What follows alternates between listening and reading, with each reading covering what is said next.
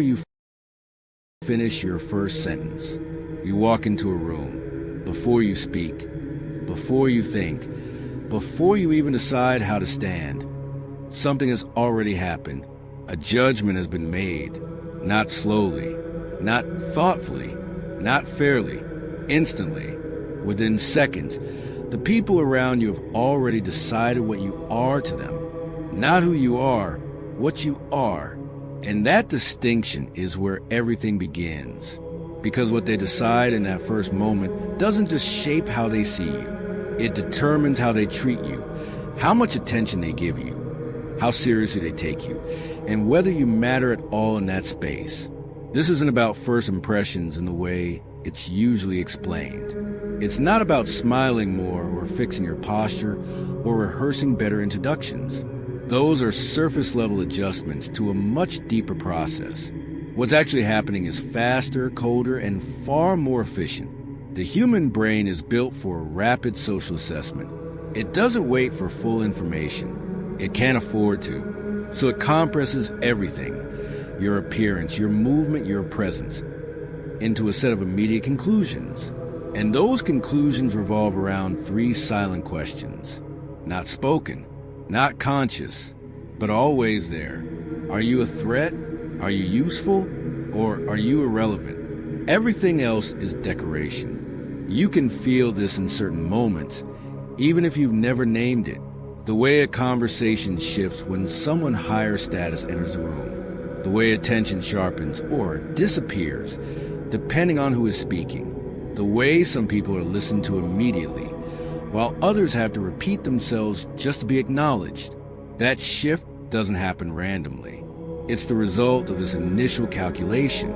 And the most important part, the part most people miss, is that this process is not logical. It's not based on your actual abilities, your character, or your intentions. It's based on signals, micro-signals, the way you enter space, the pace of your movement, the tension in your shoulders, the steadiness of your gaze, whether you hesitate before speaking or assume the right to be heard. These are not details. They are data, and the brain reads them with precision. Consider a high-pressure scenario, a boardroom, 10 people seated. One person arrives late. No introduction, no context. Within seconds, everyone in that room has already adjusted to them. Some lean back, slightly, observing. Some glance briefly and return to their notes. One or two track every movement. Why? Because each person has already placed that individual somewhere in their internal hierarchy. Not consciously, not deliberately, but decisively. And once that placement is made, behavior follows. If you are perceived as a threat, not necessarily dangerous, but disruptive to someone's status, people become alert, more attentive, but also more guarded. They measure their words. They monitor your reactions. There's an undercurrent of tension, even if the surface remains polite. If you're perceived as useful, the energy shifts differently. There's engagement, interest, subtle investment. People lean in. They ask questions. They remember what you say, not out of generosity, but because value attracts attention. And if you are perceived as irrelevant, something quieter happens. Nothing. No resistance. No engagement. Just absence. You are acknowledged, but not registered. Present, but not included in the mental map of what matters.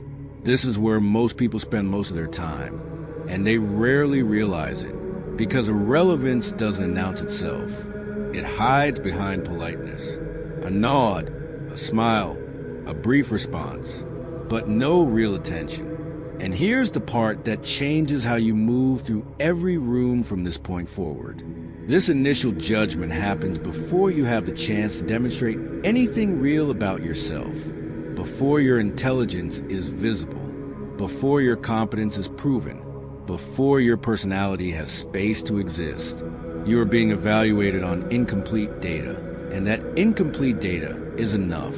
This is not a flaw in the system. It is a system. The brain is optimizing for speed, not accuracy. It prioritizes efficiency over fairness. It would rather make a fast, imperfect judgment than wait for a complete, accurate one. And once that judgment is made, it becomes self-reinforcing. People don't just see you, they interact with a version of you they've already decided on.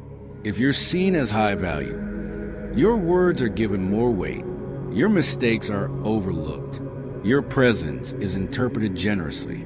If you're seen as low value, the opposite happens. Your ideas are questioned, your tone is misread. Even neutral behavior can be interpreted negatively. Same actions, different interpretations, because the lens was set in the first few seconds. You can test this. Recall a time when someone immediately respected you, before they had a reason to. Conversations flowed. You felt space to speak. There was a sense of ease. Now contrast that with a moment where you had to prove yourself repeatedly just to be taken seriously, where every word felt like it needed justification. The difference wasn't your ability. It was your initial categorization. And once you understand this, something becomes clear. Most social outcomes are not decided during interaction. They are decided before it. What follows is simply the confirmation of a decision that has already been made. Which means if you're trying to change how people perceive you only through what you say, you're already late. Because the real conversation, the one that determines everything, has already happened silently, before your first sentence. Chapter 2. The 3-second scan, threat, utility, irrelevance. Before you finish your first sentence, the room has already decided how to deal with you. Not who you are, how to deal with you. That distinction is precise, and it explains why some people are welcomed, some are watched, and others are quietly ignored. Because the human brain does not begin with curiosity. It begins with classification. The moment you enter someone's awareness, a rapid internal scan activates. No words, no conscious reasoning, just pattern recognition operating at speed. And within that narrow window, often no more than a few seconds, 3 judgments are formed, not layered, not sequential, simultaneous. Are you a threat? Are you useful? Or are you irrelevant? Everything that follows is shaped by which of these categories you fall into. Start with the first, threat. Most people misunderstand this entirely. They associate threat with aggression or physical danger. But in social environments, threat is more subtle and far more common. It is about status.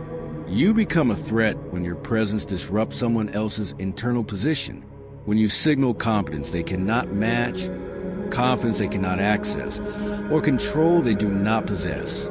You do not need to say anything for this to register. In many cases, silence amplifies it.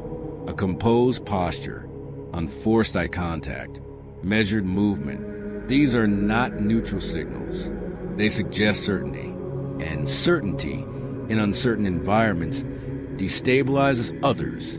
So the nervous system reacts, not with conscious thought, but with adjustment. Some people will lean in, engage you early, attempt alignment, reduce uncertainty by bringing you closer. Others will create distance, become polite, but reserved, observing for weaknesses, waiting for data that lowers your position. And a smaller group will compete, subtly, often indirectly. Interruptions, dismissals disguised as humor, shifts in tone that test whether your confidence holds under pressure. None of this is random. It is management of perceived threat, and it happens before language enters the interaction. At the same time, a second evaluation is running, utility. This one is quieter, but just as decisive. The question is simple. What value do you represent in this context? Not in general, not in your full life, in this moment. Can you provide access to people, to information, to opportunity? Do you carry status that can be associated with? Do you offer emotional or intellectual stimulation? Are you someone who enhances the environment simply by being in it? The brain does not articulate these questions. It aggregates signals, clothing, but more importantly how it is worn, speech patterns, but more importantly timing and restraint, social proof, often inferred from how others react to you. From this, a value estimate is formed, and then it is compared against cost. How much effort will interaction require? Will this person demand attention, reassurance, explanation? Will they complicate the environment or streamline it? If perceived value exceeds perceived cost, attention increases, conversations extend, opportunities open, subtly at first, then more clearly. If cost outweighs value, something else happens. You are not rejected directly. That would carry social friction. Instead, you are managed. Responses shorten. Invitations become less frequent.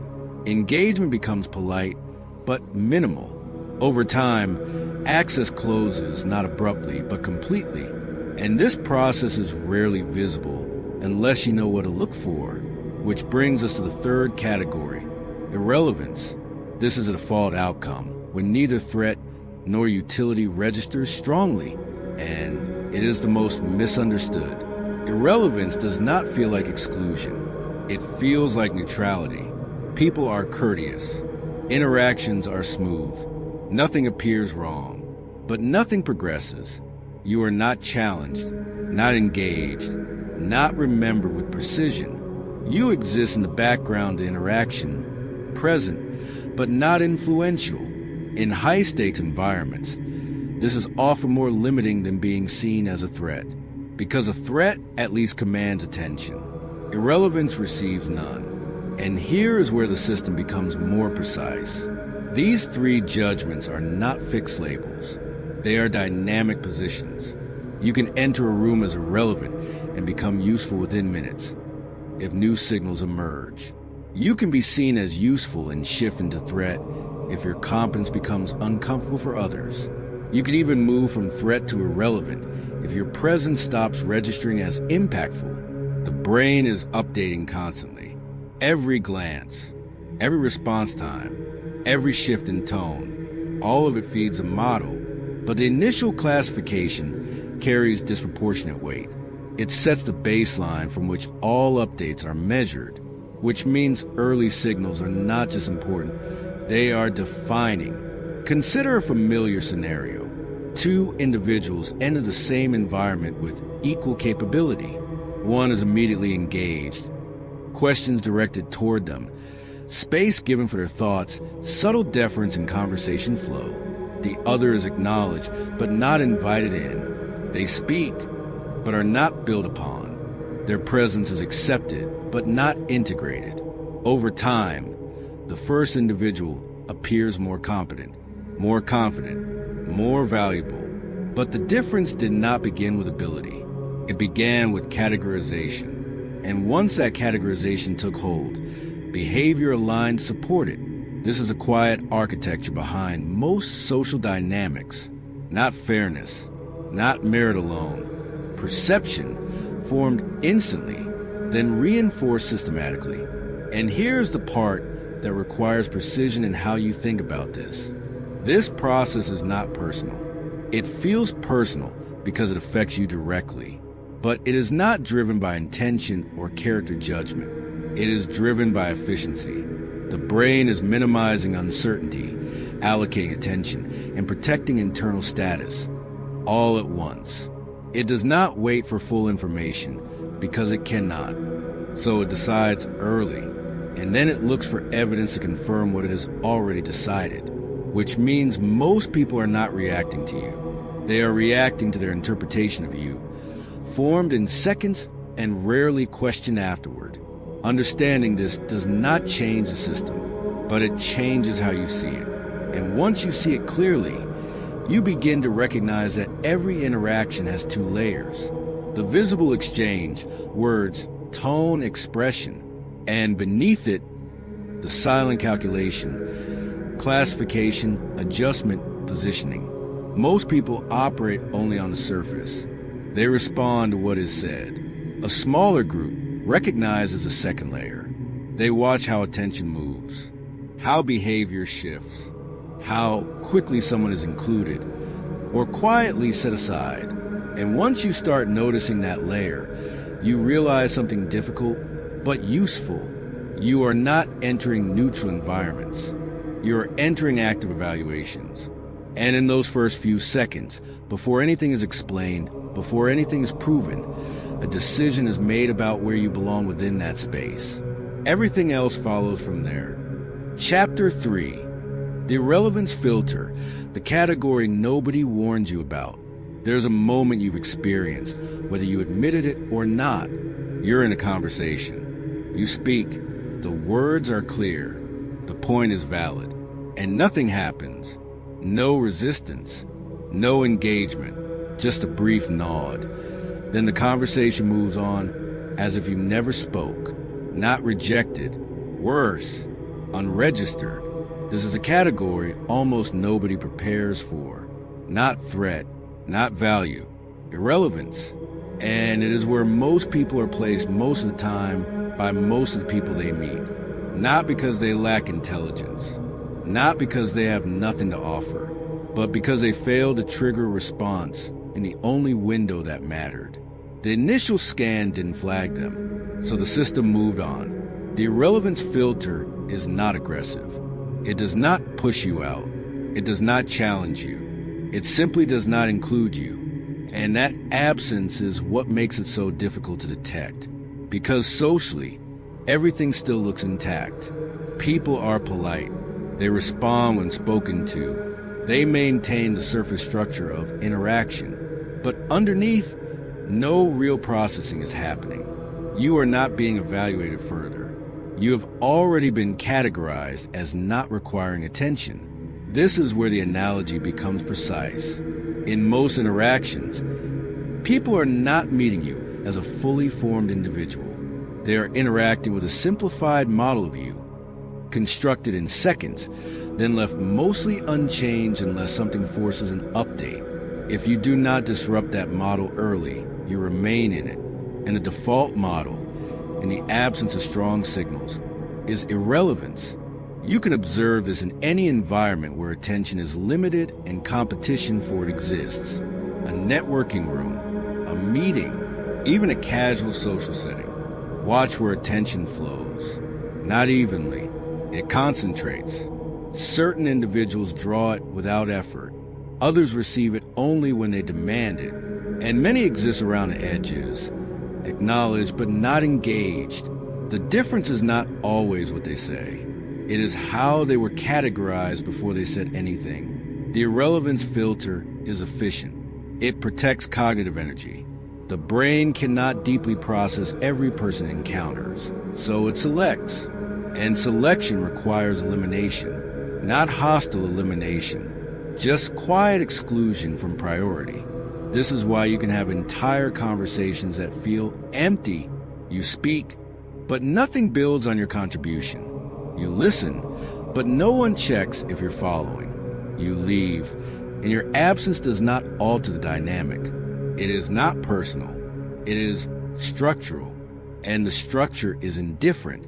There is a specific kind of frustration that comes from this state, not the sharp tension of conflict, not the clear signal of rejection, but something more subtle, a sense that you are present, but not impacting anything.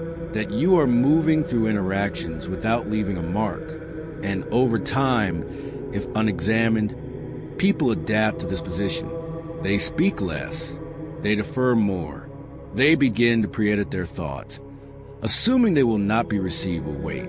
And in doing so, they reinforce the very signal that placed them there, because the system is recursive. If you behave like someone whose input does not matter, the environment adjusts to confirm it, not out of malice, out of consistency. This is where most advice fails. It focuses on adding more confidence, more visibility, more expression, without addressing the underlying issue, which is not quantity, it is signal clarity. The irrelevance filter is not broken by volume, it is broken by distinction. Something in your presence has to interrupt the default categorization. Not dramatically, not artificially, but clearly enough that the brain is forced to reassess.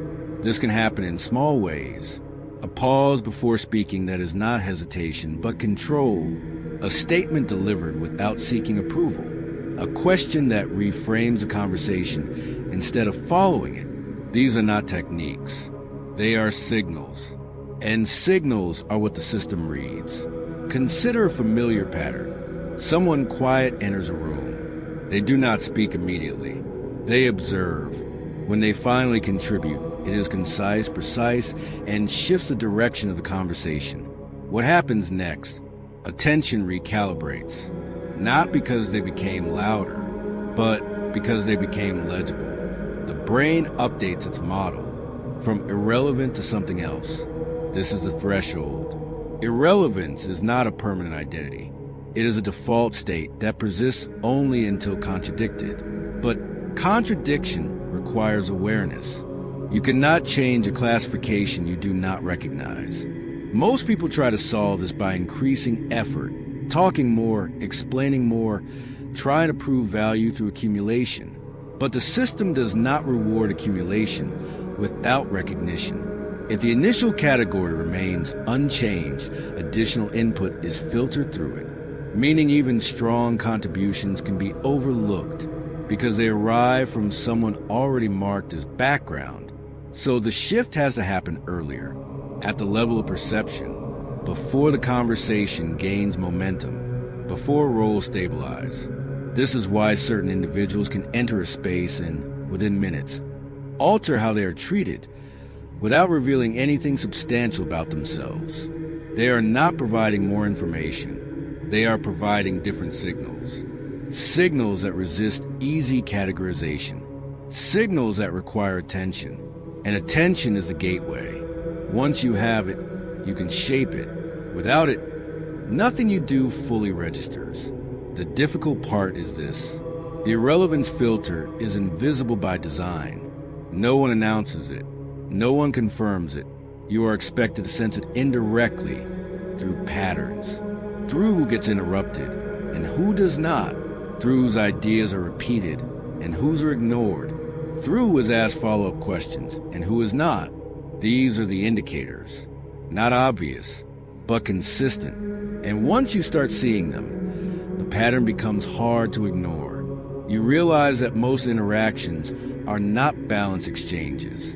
They are selective engagements, where attention is allocated, not distributed.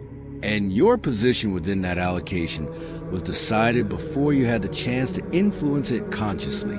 That realization changes how you move, not with anxiety, with precision, because now you understand the cost of being unregistered, not rejection, absence.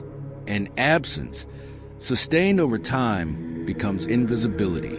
Not because you are invisible, but because nothing you signal has required the system to see you differently. Chapter 4. The calculation is always updating. You're always being measured. You think the judgment already happened. You assume the decision was made in those first few seconds, and now you either live with it or try to overcome it. But that's not how this works. The initial scan is only the opening move. What follows is constant recalculation. Every interaction, every pause, every reaction you display is being recorded, integrated, and reinterpreted. Not consciously, not deliberately, but with a consistency that is difficult to escape once you see it clearly. You are not being judged once. You are being measured continuously. And the most unsettling part is not that this happens. It's how subtle the updates are. No one announces them. No one signals that your position has shifted. There is no moment where someone tells you, you've moved up, you've dropped down, you now matter more or less. Instead, the changes appear in small adjustments. The tone in someone's voice when they greet you. The speed of their response when you reach out. The difference between being invited early and being informed later. Nothing dramatic, but never random. Because behind every one of these micro shifts, the calculation has been updated. Consider a high-pressure moment, a meeting where something goes wrong. A plan fails.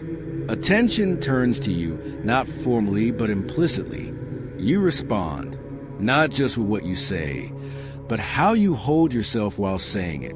Do you tighten, rush, explain excessively, or do you slow down, clarify, and speak with control? In that moment, something registers, not the content alone, the signal. And that signal carries more weight than the outcome itself, because it answers a deeper question. How do you behave when stability breaks? The system updates. If you contract, your perceived capacity narrows. If you expand, your perceived range increases. No announcement follows. But the next time a similar situation emerges, watch who is looked at. That is where the update reveals itself. This is how movement happens inside the hierarchy. Quietly, incrementally, often without your awareness, you can move from irrelevant to useful without a clear turning point, from useful to threatening without intending to, from respected to managed without understanding why. Because the shifts are not based on single events. They are based on patterns. Patterns of behavior under observation. And observation does not require direct interaction. People are watching you even when they are not engaging with you. They are noticing how others respond to you, how your name is mentioned in rooms you are not in, whether your presence creates ease or tension, clarity or confusion. All of this becomes data. And the system integrates it continuously. There's a specific moment where this becomes undeniable. You encounter someone who once dismissed you, minimal engagement, limited attention. Then, after a period of absence or change, you meet again, and something is different. They listen longer. They ask more. Their posture shifts slightly toward you. What changed? Not the environment, not the context. The model they hold of you, somewhere, through direct or indirect signals, the calculation updated, and now their behavior aligns with that new position. This is why consistency matters more than intensity. One strong moment can create attention, but repeated signals create repositioning. The system is not impressed by isolated displays.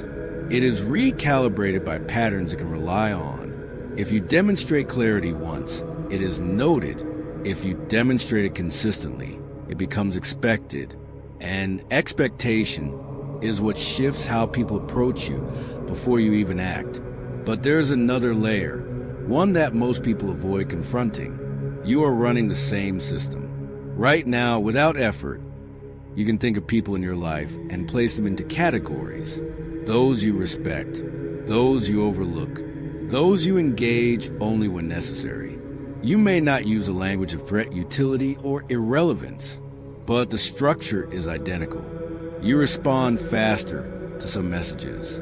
You invest more energy in certain conversations. You anticipate value from specific individuals while minimizing effort with others. You have built models of them, and those models guide your behavior, not because you are calculating in a cold or strategic way, but because your brain is optimizing the same way theirs is. This is what makes the system difficult to reject. It is not imposed from the outside. It is shared, a continuous exchange of perception and response, where everyone is both evaluating and being evaluated at the same time. And once you see that clearly, something shifts in how you interpret your experiences. You stop asking why someone treated you a certain way in a single moment, and you start asking what pattern led to that treatment. Because behavior is rarely about the immediate interaction. It is about the accumulated impression, built slowly, adjusted constantly, reinforced quietly. There is no fixed position in this system, only current positioning. And current positioning is always subject to change. But change does not come from force. It comes from signal, from the repeated, consistent expression of something that contradicts the existing model strongly enough that it can no longer be ignored. Until that happens, the system remains stable, even if you try to push against it, because it is not responding to your intention. It is responding to your pattern. And patterns are what define you here. Not once, but over time, always being measured, always being updated, whether you notice it or not. Chapter 5, The Invisible Hierarchy. You are ranked before you open your mouth. You haven't said a word yet, and still, the room has already decided where you stand. Not formally, not visibly, but with a level of agreement so consistent it might as well be written somewhere. Because the moment you enter any social environment, a structure forms around you, an invisible hierarchy, and you are placed within it almost immediately. No introductions required, no credentials verified, just signals read, interpreted, and converted into position.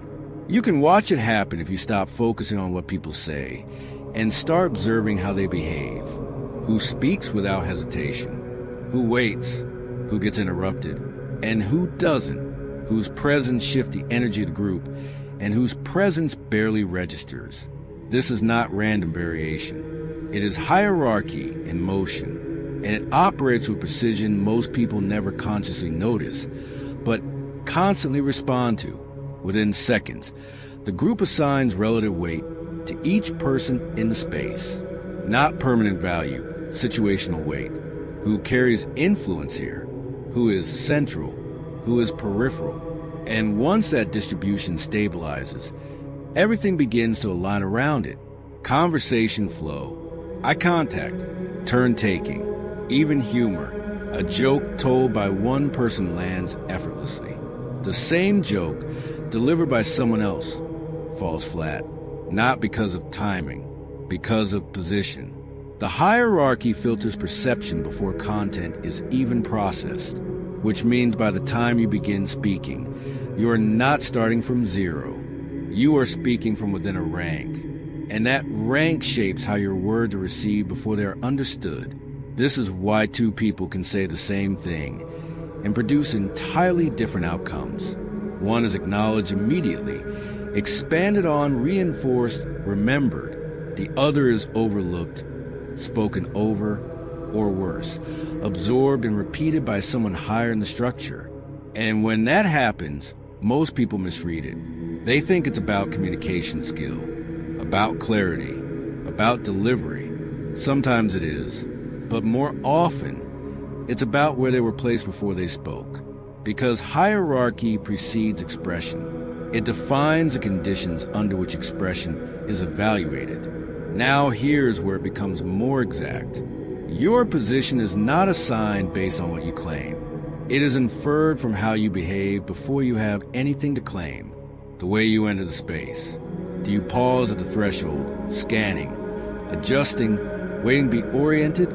Or do you move with quiet certainty, as if the environment is already known to you? That difference is registered instantly, not consciously, but definitively, than your physical presence. Do you compress yourself, minimizing movement, reducing visibility, avoiding occupying space? Or do you hold your posture without tension, without apology? Again, not dramatic, but clear. And then something even more telling, your relationship with uncertainty. Silence appears in a conversation. A gap. What do? Do you rush to fill it, offering something, anything, just to eliminate the discomfort? Or do you allow it to exist, holding your position without urgency? Because silence in social environments is not empty. It is a test. And how you respond to it signals your internal hierarchy before the external one has fully formed. People who are comfortable with silence are read as stable. People who rush to escape it are read as seeking stability from the group. That distinction matters. It influences where you are placed. And then there's alignment. Watch how quickly someone adjusts their reactions to match a perceived higher status individual. Laughter that arrives a fraction too early. Agreement that comes without evaluation. Attention that becomes selective, directed upward rather than outward. These are not conscious strategies. They are automatic calibrations, and they are visible, which means they are also data. The system is constantly reading who defers, who challenges, who holds neutral ground, and from that, it constructs the hierarchy. Not once, continuously, but the initial structure, the one formed in those first moments, carries disproportionate influence. Because once people agree, even unconsciously, on relative positions, they begin to reinforce them. They give more space to those they perceive as higher. They expect less resistance from those they perceive as lower. And over time, these expectations become reality, not because they were true to begin with, but because behavior aligned to make them true. This is the part that most people find difficult to accept. You are not entering neutral ground. You are entering a system that organizes itself around perception before evidence. And if you do not understand how that organization happens, you'll keep trying to influence outcomes at the wrong level. You will focus on what you say, when the system is responding to how you were placed before you spoke. This does not mean the hierarchy is fixed. It is not, but it is resistant, because it is maintained collectively. Every interaction either reinforces it or subtly shifts it, and shifts require consistency. You cannot override a position with a single strong moment, but you can destabilize it over time by repeatedly introducing signals that do not fit the existing model until the model updates. And when it does, the hierarchy adjusts, quietly, almost imperceptibly, but decisively. The same people who once overlooked you begin to engage differently, not because they chose to, because their internal map of the environment changed, and you now occupy a different place within it. But until that shift occurs, the system holds. You speak from where you were placed.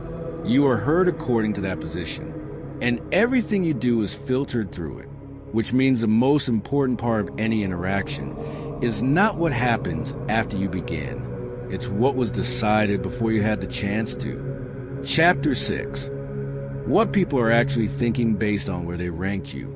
You can feel it before you can explain it. The same words land differently depending on who says them. The same room treats two people in completely different ways, and nobody acknowledges it out loud, because once the hierarchy is set, something else locks into place.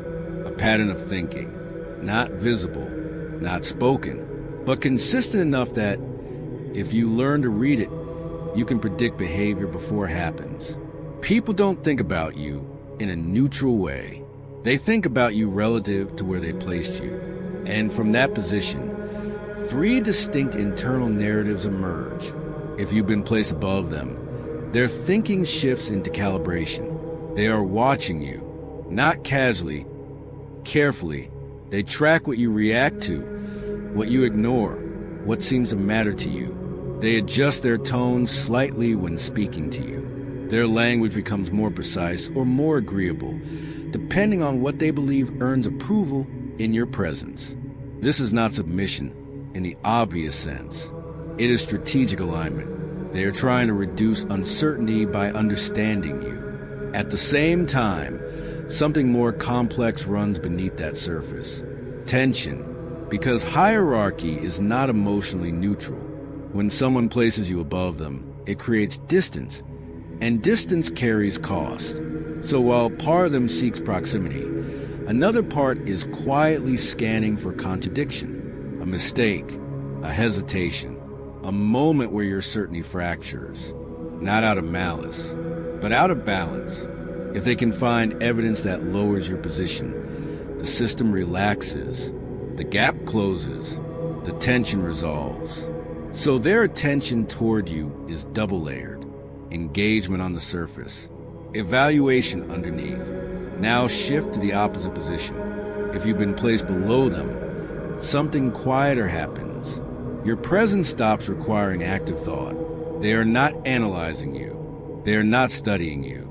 They are, in most cases, not thinking about you at all. This is where people misunderstand indifference. They interpret it as calm or neutrality or even acceptance, but it is closer to absence. Your input is processed quickly, then released. Your opinions do not anchor the conversation. Your reactions do not significantly alter their behavior. They are polite because politeness maintains social efficiency, but there is no investment behind it. And when you step outside the boundaries of that assigned position, when you interrupt, assert strongly, or claim attention that was not pre-allocated, the response is immediate but subtle, not confrontation, correction, a slight change in tone, a redirection of conversation, a dismissal framed as humor, enough to restore the original structure without creating open conflict, because hierarchies protect themselves quietly. They do not need to be enforced aggressively when everyone is already participating unconsciously. Then there is the most complex position, perceived equal. This is where most interactions that feel good actually sit, and also where the most tension hides, because equality in perception does not remove hierarchy. It stabilizes it. You are close enough in perceived value that neither of you can ignore the other. So attention increases. Engagement becomes real. There is genuine conversation, shared understanding, even mutual respect. But beneath that, something else is running. Comparison. Constant, low level, often invisible comparison. Who is leading the conversation? Whose ideas gain traction? Who is deferred to when decisions need to be made? And because the gap is small, every shift matters more. If you succeed, it is noticed immediately. If you fail, it is registered just as quickly, not always expressed, but stored. Because in this position, movement is possible in both directions. You can become someone they look up to, or someone they begin to overlook. And both outcomes are being quietly evaluated in real time. This is why interactions between perceived equals often feel charged, even when they're friendly. There is cooperation, but also tension, support, but also silent measurement. They want you to do well, but not so well that the balance breaks. They value the connection, but also monitor their position within it. This is not hypocrisy. It is structure, the system maintaining equilibrium. Now here is where this becomes practical. Once you understand that people are not reacting to you directly, but to your position relative to them, their behavior becomes predictable. Attention from above is selective, often testing. Attention from below is minimal, often passive. Attention from equals is engaged, but watchful. And none of it is random. It is aligned with the internal narrative they're running about you. A narrative built quickly, then reinforced over time. This is why two people can experience the same individual in completely different ways. To one, they are impressive. To another, they are irrelevant. To a third, they are competition. Same person, different ranking, different thinking, and different behavior as a result. The critical detail is this. People rarely update these narratives consciously. They adjust them through accumulation, small signals, repeated over time, which means if you do not understand a narrative someone is running about you, you will misinterpret their behavior. You will take distance as disinterest, when it is actually hierarchy. You will take politeness as respect, when it is actually dismissal. You will take engagement as connection, when it is partially evaluation. Clarity removes that confusion. It allows you to see behavior not as personal, but as positional. And once you see position, you begin to understand something most people miss entirely. You are not being responded to as a fixed identity. You are being processed as a moving variable inside a constantly adjusting system. And what people are actually thinking about you has very little to do with who you believe you are, and everything to do with where they decided you stand. Chapter 7. You cannot opt out of hierarchies. You can only choose whether to see them. You can ignore it. You can disagree with it. You can even reject it entirely. It will still be operating the moment you walk into a room. Because hierarchy is not a belief system. It is a pattern of human behavior. And patterns do not disappear because you refuse to name them. This is where most people make a quiet but costly mistake. They assume that by choosing fairness, by treating everyone equally, by focusing only on merit. They have stepped outside the system, but nothing about the system has changed, only their awareness of it. And that gap between what is happening and what is being seen is where misalignment begins. You enter a space assuming neutrality. Others enter already assessing position. You speak expecting to be evaluated on content. Others are filtering you through placement. You offer ideas believing they will stand on their own. Others weigh them based on who delivered them. So while you're operating on principle, they are operating on perception, and perception moves faster. This is not an argument against fairness. It is not a rejection of integrity. It is a recognition of sequence. Perception comes first. Evaluation comes after. And if you do not understand the first layer, the second will rarely work in your favor. There is a specific kind of frustration that emerges from this mismatch. You see people advance who are not more capable. You watch contributions go unnoticed while weaker ones gain traction. You find yourself repeating ideas that only land when someone else says them. And the instinct is to interpret this as injustice. Sometimes it is, but more often it is structure, a system responding to signals, not intentions. The individuals who move effectively within the system are not always the most skilled in the conventional sense. They are the ones who recognized early that something else was in play. They noticed that presence shaped perception, that timing influenced authority, that how something was delivered often mattered as much as what was delivered. And instead of resisting that reality, they studied it, not to manipulate, but to align. Because once you see the system clearly, your options change. You stop relying on being eventually recognized and start ensuring you are immediately legible. You stop assuming that consistency alone will elevate you and start understanding that consistency must be visible to matter. You stop confusing being correct with being effective and begin to integrate both. This is where people often hesitate, because seeing the system can feel like compromising something, like stepping into a game they did not choose to play. But the reality is simpler. You are already in it. The only variable is whether you are moving with awareness or without it. And awareness does not require you to abandon your values. It requires you to express them in a way the system can read. There is a difference. Treating people equally does not mean presenting yourself without distinction. Being principled does not mean being invisible. You can respect others without minimizing your own presence. You can operate with integrity while still understanding how perception shapes outcomes. In fact, without that understanding, your integrity often goes unnoticed, not because it lacks value, but because it lacks signal. And the system does not process what it cannot detect. This is why some of the most capable individuals remain on the margins of influence, not due to lack of substance, but due to lack of translation. They are operating at a level the environment never fully registers. So their impact stays contained, even when their potential is not. Meanwhile, others, sometimes less capable, but more legible, move through the same spaces with greater effect.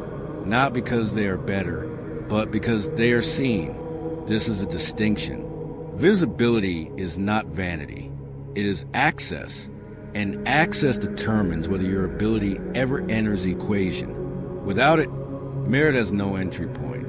Now, there is a common reaction at this stage, a quiet resistance. The idea that understanding the system will make interactions feel calculated, inauthentic, strategic in a way that removes something human. But that only happens if you approach it incorrectly. If you try to manufacture signals without grounding them in something real, it becomes performance, and performance is unstable. It requires constant maintenance. What actually works is alignment, where your internal state and external signals match, where your presence reflects something genuine, but expressed with clarity, not exaggerated, not hidden, just legible, because the system does not require you to become someone else. It requires you to be understood, and understanding is built through signal. Once you accept that, the resistance fades. You are no longer trying to escape the structure. You are learning to navigate it with precision. And that shift from resistance to clarity is what changes how you move. You begin to see interactions differently, not as random exchanges, but as structured environments with underlying dynamics. You notice where attention gathers, where influence concentrates, where decisions are shaped before they are spoken. And instead of reacting late, you position early, not aggressively, deliberately, because you understand that opting out was never a real option, only a comforting idea. The system continues whether you acknowledge it or not. People continue to assess, to rank, to respond according to where they have placed you.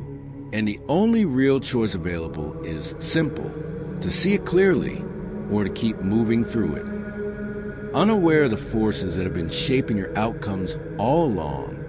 Chapter 8. The Performance Adjustment. How people change around you based on your category. Watch the same person in two different rooms.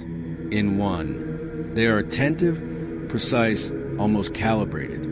Their tone softens, their posture opens, their timing sharpens. They listen fully, respond thoughtfully, remember details that seem almost excessive. In another room, that same person becomes efficient. Shorter replies, reduced eye contact, a polite presence, but nothing more. Nothing about them changed, only who they believe they are dealing with. Because once you are categorized, people don't just see you differently. They perform differently around you. And that performance is not random. It is structured, consistent, and deeply revealing.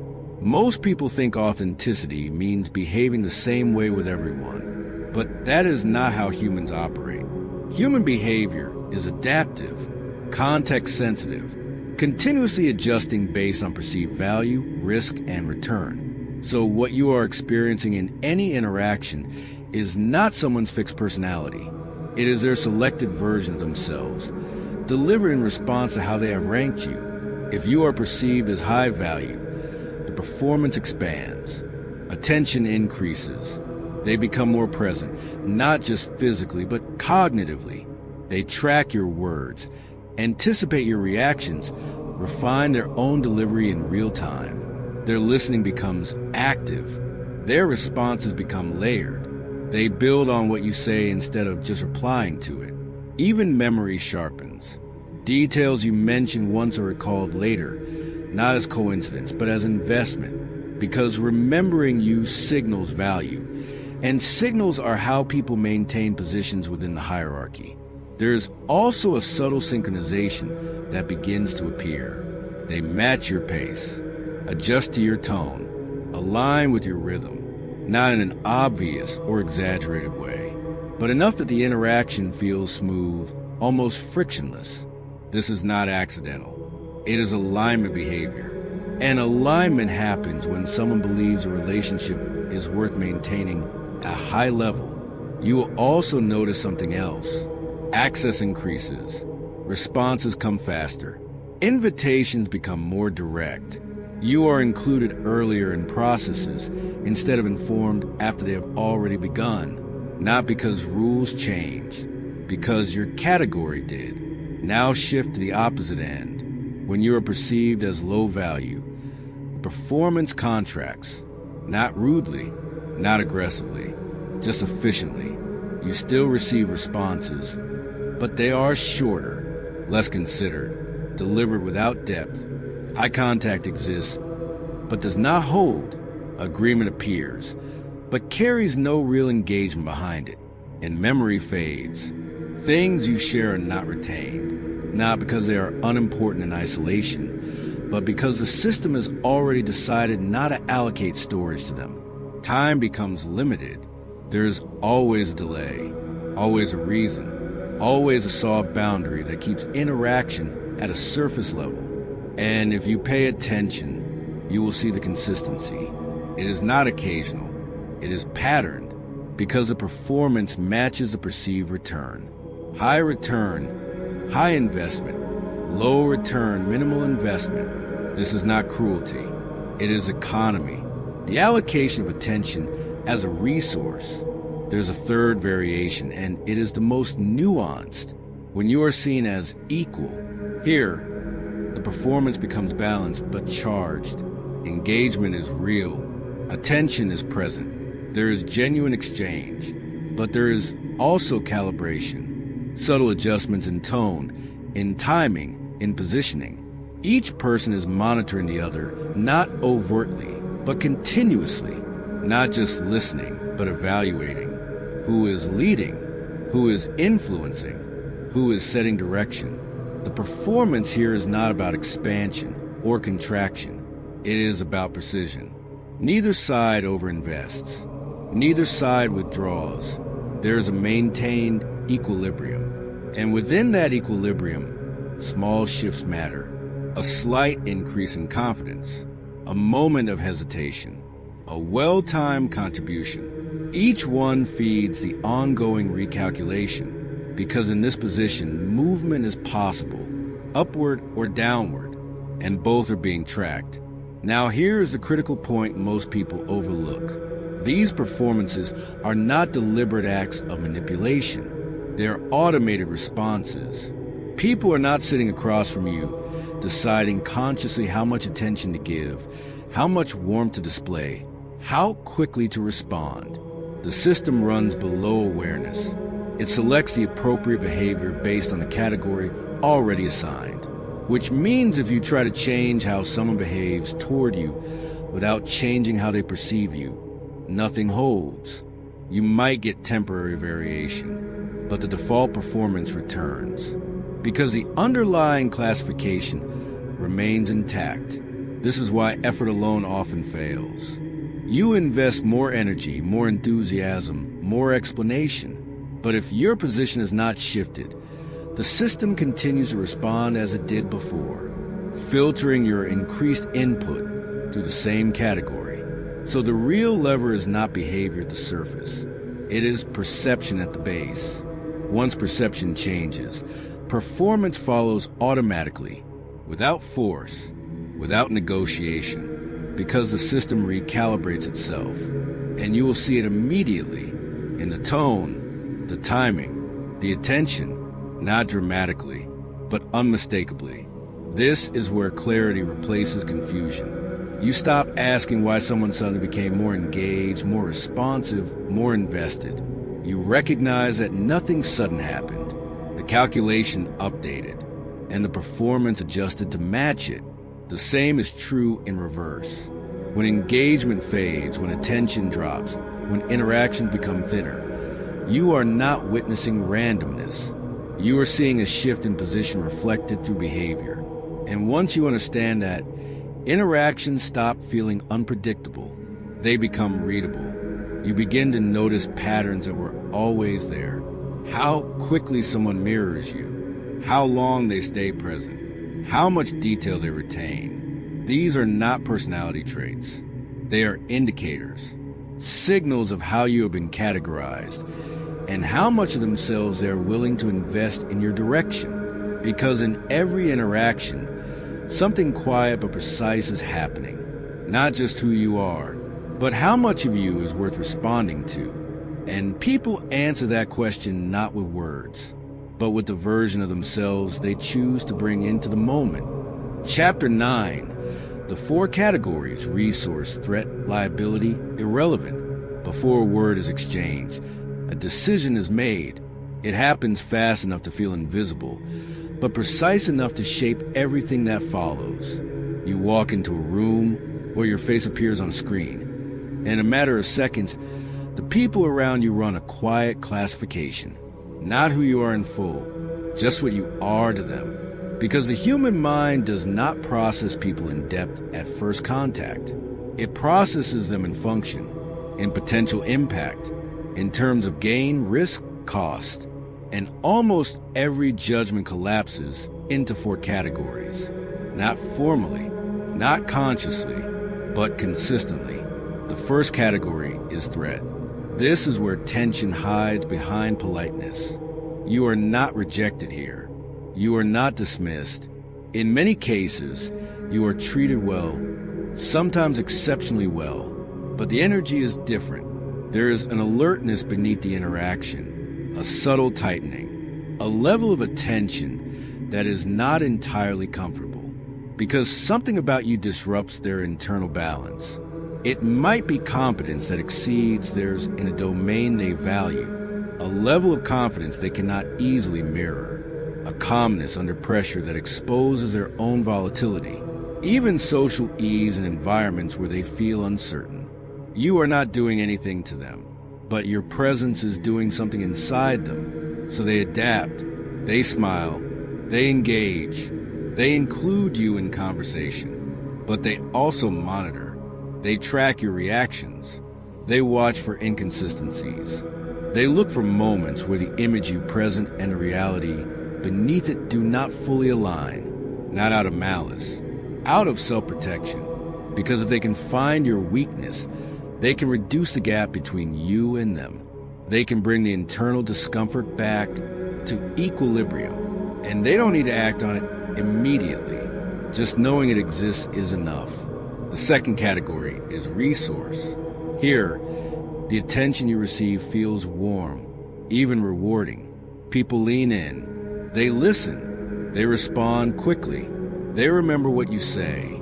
There is engagement. There is consistency. There is what looks like genuine interest. And often, parts of it are genuine. But the structure underneath is conditional, because in this category, you are valuable for something specific. It might be tangible, skills, access, information, influence, or intangible. Your energy, your humor, your ability to make others feel significant without demanding the same in return. Whatever it is, there is a clear equation being run. As long as what you provide exceeds the cost of maintaining the connection, the relationship is sustained, sometimes even strengthened. You will notice effort. Messages are returned. Invitations appear. Your presence is requested. But observe carefully when the variable changes, when you are no longer providing at the same level, when access becomes limited, when your attention is no longer as freely available. The shift is rarely abrupt. It is gradual, polite, deniable. Response is slow. Engagement thins. The reasons become practical, reasonable, unchallengeable. Nothing explicit ends. It simply dissolves. And if you are not watching closely, it feels like confusion. But the structure remains consistent. The value changed, so the behavior adjusted. The third category is liability.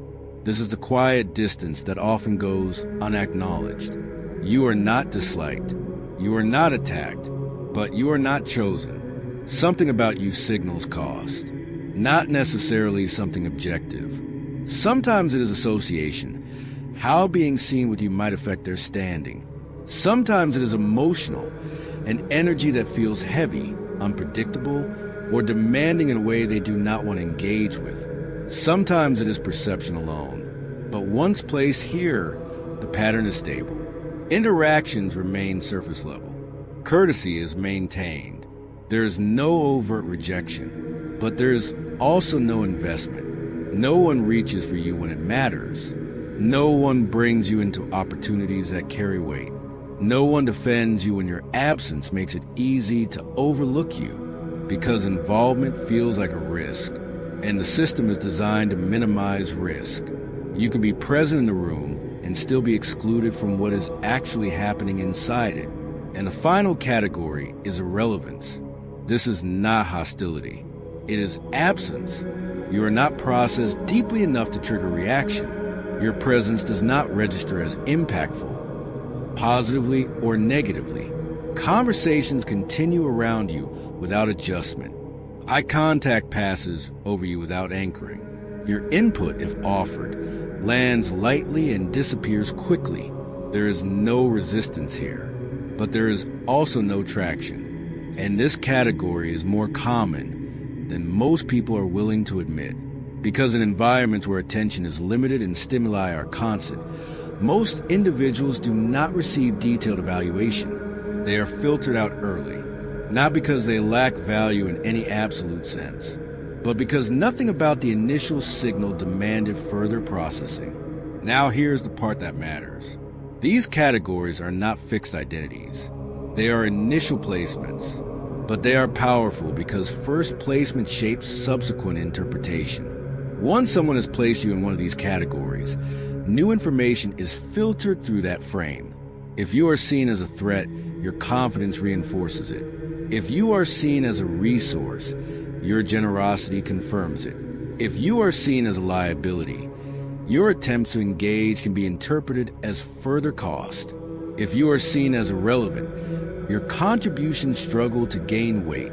So movement between categories does not happen through volume. It happens through disruption, a clear, undeniable signal that contradicts the existing classification, not repeated effort within the same pattern, but a shift that forces recalculation. This is why some people seem to change how they are treated almost instantly in new contexts.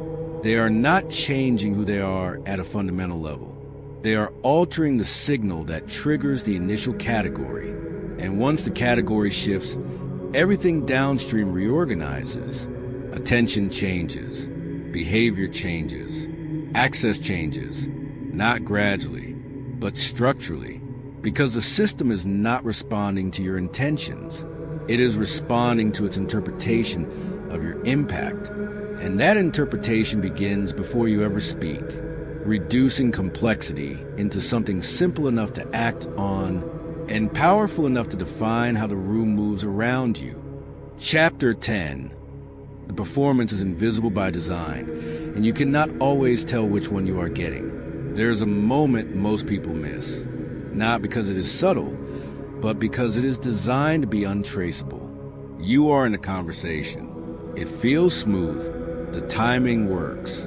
The other person is engaged, responsive, aligned.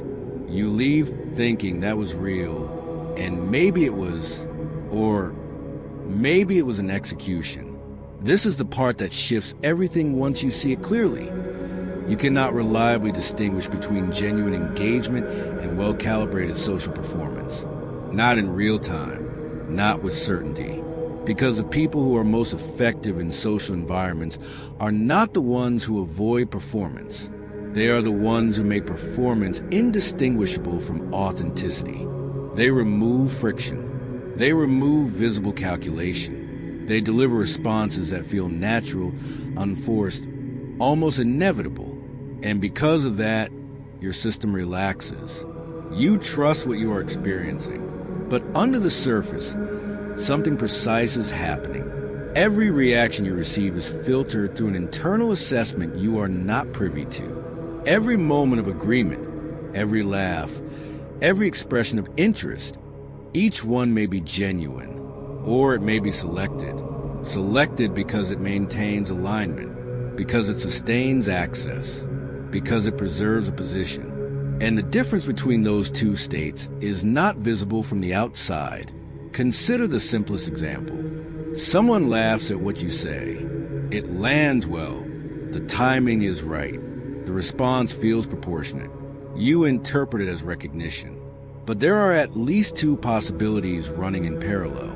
They found it genuinely funny. Or they recognize that responding with amusement reinforces your perception of value, and maintaining that perception benefits them.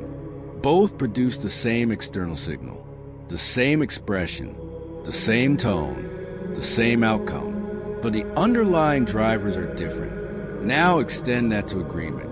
Someone consistently aligns with your views, supports your perspective, mirrors your conclusions. It feels like resonance, but it can also be risk management, because disagreement carries cost. If you have been placed in a position where your approval matters, where alignment maintains access, then agreement becomes the most efficient strategy, not because they lack independent thought, but because expressing it may not serve their current objective. And again, the signal looks identical. Now consider absence, the delayed response, the postponed meeting, the polite explanation that sounds reasonable, even necessary. You accept it at face value. And often it is true, but sometimes it is allocation. You have been deprioritized, not explicitly, not declared, but quietly adjusted in the internal ranking that governs where attention flows. And the system is designed so that you cannot confirm which is which without cost, because the moment you question the authenticity of the interaction, directly or indirectly, you introduce something that destabilizes the dynamic. You reveal uncertainty, and uncertainty in social environments is read as lowered positioning. So even if your question is valid, even if your doubt is accurate, the act of seeking clarity alters how you are perceived going forward, which means the answer you receive is now contaminated, not necessarily false, but no longer diagnostic of what existed before the question was asked. This is what makes the system self-sealing. You cannot verify it cleanly from within, and that is not a flaw. It is a feature, because social environments depend on a shared assumption that what is being expressed is, at least broadly, real. If every interaction carried visible calculation, if every agreement came with an explanation, every laugh with a disclaimer, every gesture with a stated intention, the entire structure would collapse under its own transparency. So the calculation remains hidden, not to deceive in a malicious sense, but to preserve function, to allow coordination without constant negotiation, to allow interaction without continuous exposure of motive. And the people who navigate this most effectively understand something that is rarely said out loud. They do not rely on what is said. They track what is consistent. They observe patterns across time, not signals in isolation. Because a single interaction can be performed perfectly, but patterns are harder to sustain without alignment. If someone is consistently present when it matters, consistently attentive when stakes are high, consistently aligned when there is no immediate benefit, then the probability of genuine engagement increases, not to certainty, but to reliability. On the other hand, if the signals fluctuate based on context, strong engagement in one setting, minimal in another, fast responses when visible, delayed when private, then you are not dealing with a stable baseline. You are seeing adaptation. And adaptation tells you that performance is being selected based on environment, not necessarily who you are, but how you are being used within that moment. This is where most people make an error. They try to decode every signal.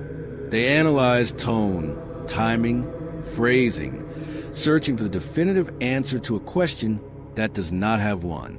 Is this real or is this performed? But that question, while intuitive, is strategically weak because it focuses on intent you cannot access.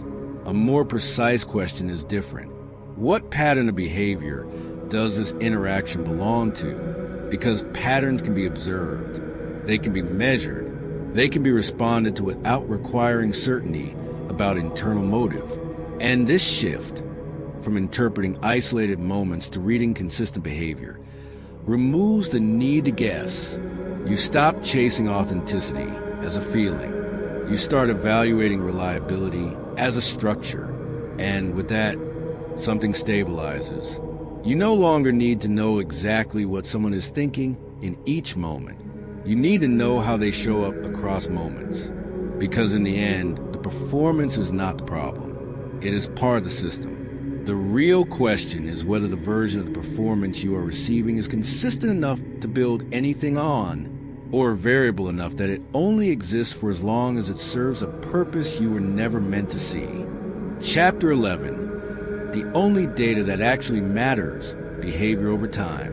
If you had to remove all guesswork from human interaction, strip away tone, charisma, charm, and every persuasive surface, what would remain? Not words, not impressions, only patterns. And patterns, over time, do not lie. Here is where most people get misled. They evaluate others in moments. A strong first impression, a powerful conversation, a gesture that feels unusually thoughtful. And in that moment, it feels conclusive, it feels like enough. But moments are where performance lives. Time is where truth reveals itself. Because in a single interaction, almost anyone can deliver the correct response. They can say the right thing, mirror the right energy, create the right emotional effect, especially if there is something to gain. But sustaining that alignment across time, across different conditions, different pressures, different incentives, that is where performance begins to fracture. And what replaces it is behavior that reflects actual priorities. So the question shifts. Not what do they say, not how do they make me feel, but what do they consistently do when it costs them something to do it? This is the only data that matters. Everything else is noise. Watch what happens when convenience disappears, when showing up requires effort, when responding requires attention they could allocate elsewhere, when supporting you offers no visible return. Do they still move toward you, or do they become distant? Quietly, reasonably, without confrontation? Because distance, in most cases, is not accidental. It is chosen, and it reveals more than any explanation ever will. Now take it further. Observe behavior when there is no audience, when there is no social reward attached to being seen as loyal, supportive, aligned. Do they act in your favor when no one is watching? Do they protect your reputation when your absence makes it easy not to? This is where the signal becomes clear, because public behavior can be curated. Private behavior is harder to manage consistently, and over time, inconsistencies accumulate, not dramatically. Subtly, a missed follow-through here, a delayed response there, a moment where alignment disappears when it is no longer beneficial. Individually, each instance is explainable. Collectively, they form a pattern, and patterns define reality. There is another condition most people avoid examining. What happens when your value temporarily drops? When you are not as useful, not as visible, not as advantageous to be associated with. This is where categorization is tested. Because as long as you're providing something, attention, access, energy, validation, many relationships will appear stable. But remove the output, reduce the immediate return, and watch the recalibration. Some people will adjust their engagement downward, almost automatically. Less urgency, less presence, less interest. Again, not out of malice, but because the internal equation has shifted. Others will remain, not with the same intensity perhaps, but with consistency. They still respond, still engage, still hold position. Even when the immediate benefit is absent, this is not common, but it is decisive because it indicates that your value to them is not purely transactional. It exists beyond immediate utility, and that distinction is rare. Now, a precise clarification. Watching behavior over time does not mean becoming suspicious of everyone. It does not mean withdrawing, testing people, or turning every interaction into an analysis. That approach collapses trust and isolates you from real connection. Instead, it means shifting your weighting system. You still engage, you still connect, but you do not finalize conclusions based on intensity in isolated moments. You let time accumulate data. You allow patterns to form before assigning meaning. And when the pattern becomes clear, you adjust accordingly, not emotionally, structurally. You invest where there is consistency. You reduce exposure where there is volatility. You stop overvaluing signals that are easy to produce and start respecting behaviors that are difficult to sustain. Because consistency under varying conditions requires something performance alone cannot provide. It requires alignment. And alignment is expensive. It costs time, attention, opportunity, which is why it cannot be faked indefinitely. Eventually, the system reveals itself. Always. Now consider the inverse, your own behavior, because this framework does not only apply outward, it applies inward. If someone were to observe you over time, a across convenience and inconvenience, gain and loss, visibility and absence, what pattern would they see? Would your actions align with your stated values? Or would they track your incentives just as predictably as anyone else's? This is where the conversation becomes exact, because clarity is not just about reading others accurately. It is about becoming consistent enough that your own pattern does not fracture under pressure. Not perfect, but stable, so that when someone evaluates you, not in a moment, but across time, the signal you produce is coherent, reliable, difficult to misinterpret, because in the end, this is the only advantage that compounds. Not being impressive in isolated interactions, but being predictable in the ways that matter. Showing up when it is inconvenient, maintaining position when it is not beneficial, acting in alignment when there is no external reward. These are not dramatic actions. They are quiet, often unnoticed, but over time, they accumulate into something unmistakable. A pattern that does not need explanation. A pattern that does not rely on performance. A pattern that, once seen, becomes the only thing that matters. Chapter 12, you cannot unsee this, and that is exactly the point. Once you see it, the room changes, not physically. Nothing visible shifts. Conversations sound the same. People behave the same, but your perception splits. There is what is being said, and there is what is being calculated. And from this point forward, both layers run at the same time. You will hear agreement, and notice the timing behind it. You will see warmth, and register the conditions under which it appears. You will feel connection, and quietly question what sustains it when conditions change. This is not overthinking. This is pattern recognition, waking up. Most people live inside the surface layer because it is simpler. It allows interactions to feel clean, direct, uncomplicated. You say something, they respond. You show up, they react. Meaning feels immediate. But once you understand how quickly people classify, rank, and adjust, that simplicity dissolves. Not into confusion, into clarity. Because now you are no longer taking signals at face value. You are placing them in context. You begin to notice how fast the initial sorting happens, how little data it requires, how confidently it is executed. Before you have explained yourself, before you have demonstrated anything substantial, a version of you has already been accepted, rejected, or set aside. And everything that follows is influenced by that first placement. You also begin to see how consistent the adjustments are. The shift in tone when someone perceives value. The reduction in effort when they do not. The subtle tension when they feel challenged. The ease when they feel secure. None of it random. All of it structured. And here is where most people take a wrong turn. They assume that seeing this clearly should make them distrust everyone. That awareness should collapse connection. That once you recognize the calculation, authenticity disappears. That conclusion is understandable, but it is incomplete because recognizing structure does not eliminate meaning. It refines it. Cynicism says, nothing is real.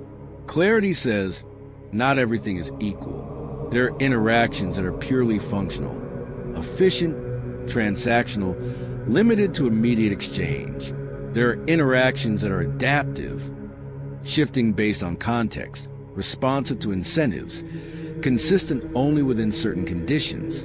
And then there are interactions that hold under pressure, not perfectly, but reliably, where behavior remains aligned even when the immediate calculation would suggest otherwise. Those are not obvious in the beginning. They do not announce themselves. They reveal themselves slowly through consistency, through presence when it is inconvenient, through alignment when it is costly, through decisions that do not optimize for immediate gain. And without clarity, you cannot distinguish them. Everything feels the same.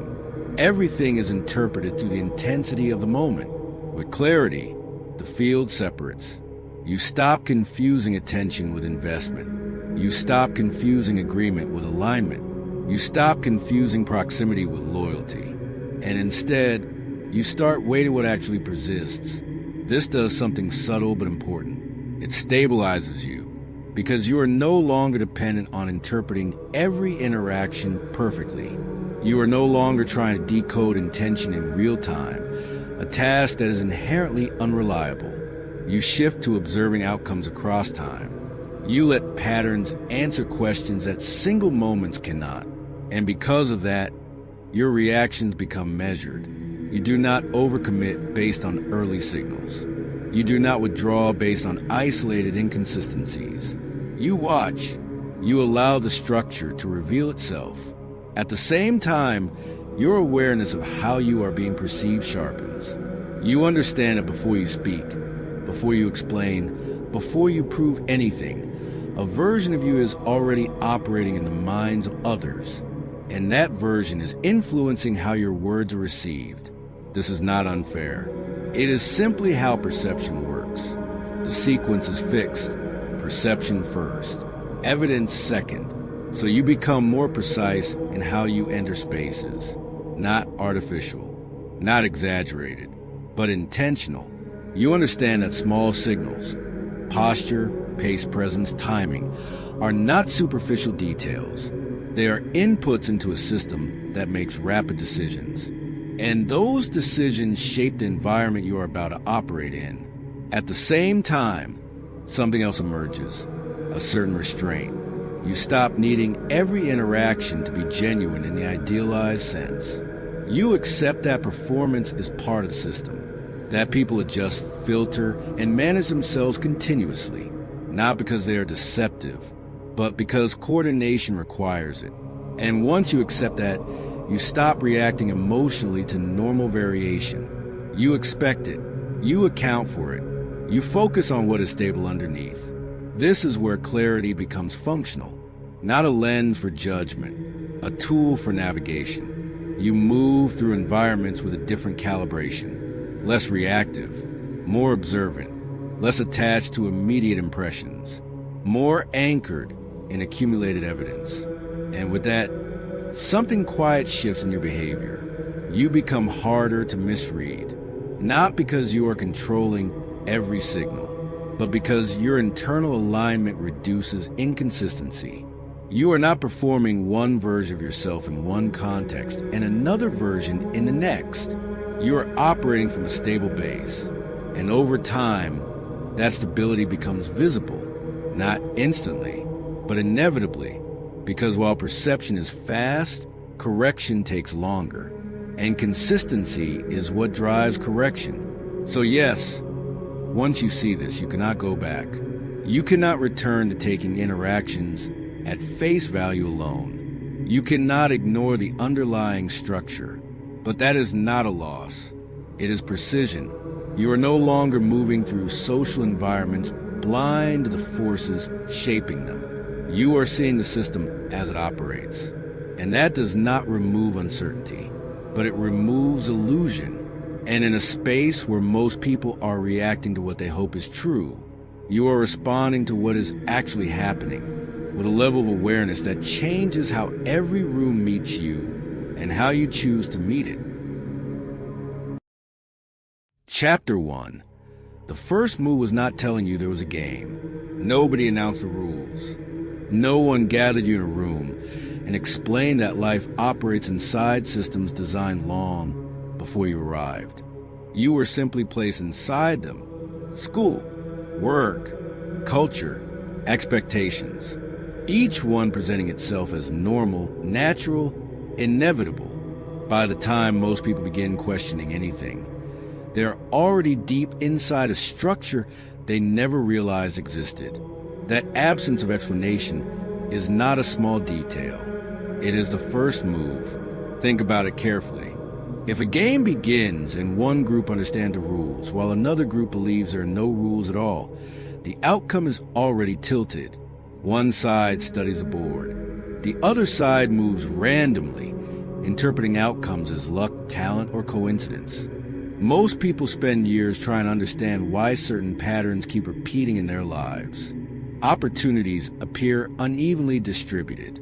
Certain individuals seem to navigate institutions effortlessly, while others struggle despite equal effort. Ideas that challenge existing systems rarely gain traction, while ideas that reinforce the system spread quickly and widely. At first glance, it all looks chaotic, random, personal. But once you step back, the pattern becomes harder to ignore. What if the outcomes you see around you are not accidents, but the natural results of a system functioning exactly as it was designed to function? This was the uncomfortable insight that shaped the thinking of Niccolò Machiavelli.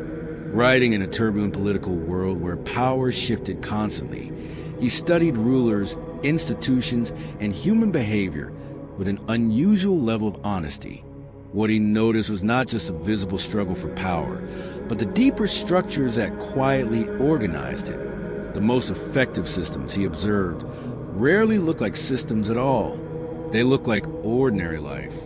They look like traditions everyone accepts without questioning. They look like economic arrangements people assume are permanent. They look like cultural narratives that define what success means and how it should be pursued. When something blends perfectly into daily experience, it stops feeling designed. It feels inevitable. And inevitability is powerful, because when people believe the environment around them simply is the way things are, they stop searching for the mechanisms behind it. Effort shifts inward. Individuals blame themselves for outcomes that are partly shaped by structures they cannot yet see. Someone loses an opportunity and assumes they lacked ability. Someone else rises quickly and believes it was purely merit. Both interpretations feel personal. Both feel logical. Yet both ignore the invisible architecture surrounding the situation. This is how large systems maintain stability without constant enforcement. They do not need to instruct every individual directly. They simply shape the conditions under which decisions are made. Imagine a chessboard where most of the pieces believe they are moving freely. They choose directions, make sacrifices, take risks. But the board itself defines what movements are possible. The boundaries, the rules, the positions, all of it quietly constrains a field of action. The pieces experience choice. The player experiences strategy. Once you begin to see life through that lens, familiar experiences start to look different. You may remember moments when a door seemed mysteriously closed despite your qualifications, or situations where someone with less apparent skill advanced quickly because they understood the unwritten rules of a particular environment. At the time, it might have felt unfair or confusing, but confusion often signals something deeper, a rule you were never shown. The absence of visible rules does not mean the game does not exist. It means the game is operating at a level most people were never encouraged to examine. That is why the first realization can feel slightly unsettling. When someone begins to recognize patterns behind everyday outcomes, it challenges a comforting assumption, the belief that everything happening around us is purely spontaneous. The truth is more complex. Human societies build systems to organize behavior, distribute resources, and maintain stability. Over time, those systems grow sophisticated. Incentives reward certain behaviors. Disincentives quietly discourage others. Narratives emerge that justify the arrangement. Eventually, the structure becomes so familiar that questioning it feels strange, even unnecessary. But structures do not disappear simply because they become familiar. They continue shaping outcomes whether we notice them or not. This is where awareness begins to matter. The moment someone realizes that systems exist behind appearances, a subtle shift occurs. Events stop looking entirely random. Patterns start emerging. Decisions made by institutions, organizations, and individuals begin to fit into larger frameworks of cause and effect. This does not mean every outcome is controlled or predetermined. It means outcomes occur within boundaries. Boundaries created by incentives, expectations, and historical momentum. Understanding those boundaries changes how you interpret the world. instead of asking only personal questions. Why did this happen to me? A different set of questions emerges. What conditions made this outcome likely? Who benefits when things unfold this way? What incentives encourage this pattern to continue? These questions do something powerful. They move your attention from isolated events to the structures surrounding them. And once attention shifts to structures, the sense of randomness begins to fade. Patterns appear in politics, in workplaces, in cultural trends, even in everyday social interactions. The same forces that guide large institutions often echo in smaller environments. Families, teams, communities. Some individuals notice these patterns instinctively. Others encounter them slowly through experience. But once the possibility enters your mind, the idea that invisible frameworks guide visible events, the world starts looking more organized than it first appeared. This realization does not make life cynical. It makes it clearer. Clarity reveals that success and failure rarely emerge from a single factor. Talent matters. Effort matters. Timing matters. But the surrounding system also matters, sometimes more than people realize. That understanding was the foundation of Machiavelli's analysis, not because he believed power belonged only to rulers, but because he believed anyone serious about navigating life needed to see the board they were standing on. And that brings us back to the beginning. The first move was never announced. No one formally explained that life unfolds inside layered systems shaped by history, incentives, and human psychology. People simply entered the world and started playing without realizing there was a board beneath their feet. But once someone recognizes that the board exists, something changes. Confusion gives way to observation. Observation leads to understanding. And understanding quietly reshapes every move that follows. The game was already in motion long before you noticed it. Chapter 2. The game does not require your awareness to operate on you. There is a moment most people experience at some point in life when something feels slightly off. You work hard, follow the expected path, do everything that was supposed to lead somewhere meaningful, and yet the outcomes don't always match the effort. Doors open for some people in ways that seem almost effortless. For others, progress feels like pushing against invisible resistance. At first, it's easy to interpret these differences as luck, personality, or timing. Those explanations feel comfortable because they keep the world simple. But as hinted earlier in Script G, something deeper is operating beneath those surface explanations. The game does not require your awareness to function. This is the first principle that changes how you see everything else. A chess piece does not understand strategy. It doesn't analyze the board or consider the intentions of the player moving it. The piece simply moves according to the rules built into the structure of the game. Its lack of understanding doesn't stop the match from unfolding. The board continues to evolve, positions shift, and outcomes emerge regardless of whether the pieces comprehend what is happening. Human systems work in a surprisingly similar way. Most people believe awareness is necessary for influence. They assume that if they don't see a system clearly, the system cannot meaningfully shape their lives. But structures do not require your participation to affect you. They only require that you exist inside them. Consider how environments shape behavior without ever announcing their presence. A workplace quietly rewards certain personalities and discourages others.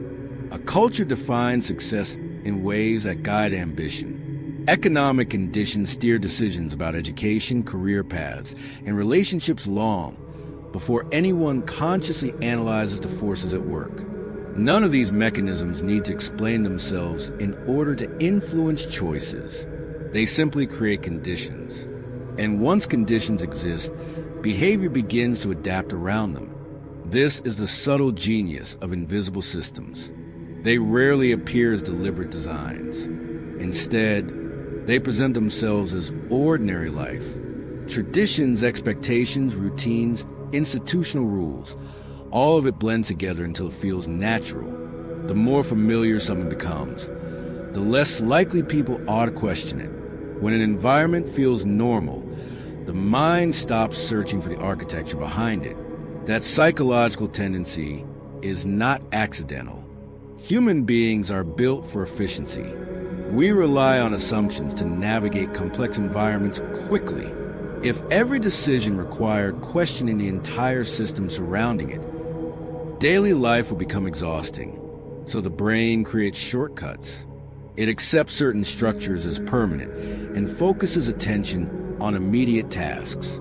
This efficiency works well for survival, but it also means large systems can operate quietly in the background. The Renaissance political thinker Niccolò Machiavelli observed this pattern long before modern psychology gave it a name. While studying power and governance, he noticed that people rarely challenge the systems that organize their lives when those systems keep them occupied with immediate necessities. When survival becomes the central focus, earning income, managing responsibilities, responding to daily pressures, there is very little mental space left for examining the larger structures shaping those pressures in first place. In other words, the system does not need to hide aggressively. It only needs to keep people busy. Think about how most days unfold. You wake up to obligations that already exist. Schedules, bills, social expectations, professional responsibilities. Each one demands attention right now. By the time evening arrives, energy is limited and reflection becomes optional. This constant engagement with immediate concerns creates a narrow field of vision. Inside that field, life feels personal and individual. Success appears to belong entirely to those who achieve it. Failure feels like a personal flaw. Yet beyond that narrow focus lies a network of incentives and constraints quietly guiding the probabilities of both. Once you begin noticing those incentives, the environment starts revealing itself. Certain behaviors consistently produce rewards. Others trigger subtle resistance. Institutions favor particular ways of thinking. Cultural narratives elevate some ambitions while dismissing others.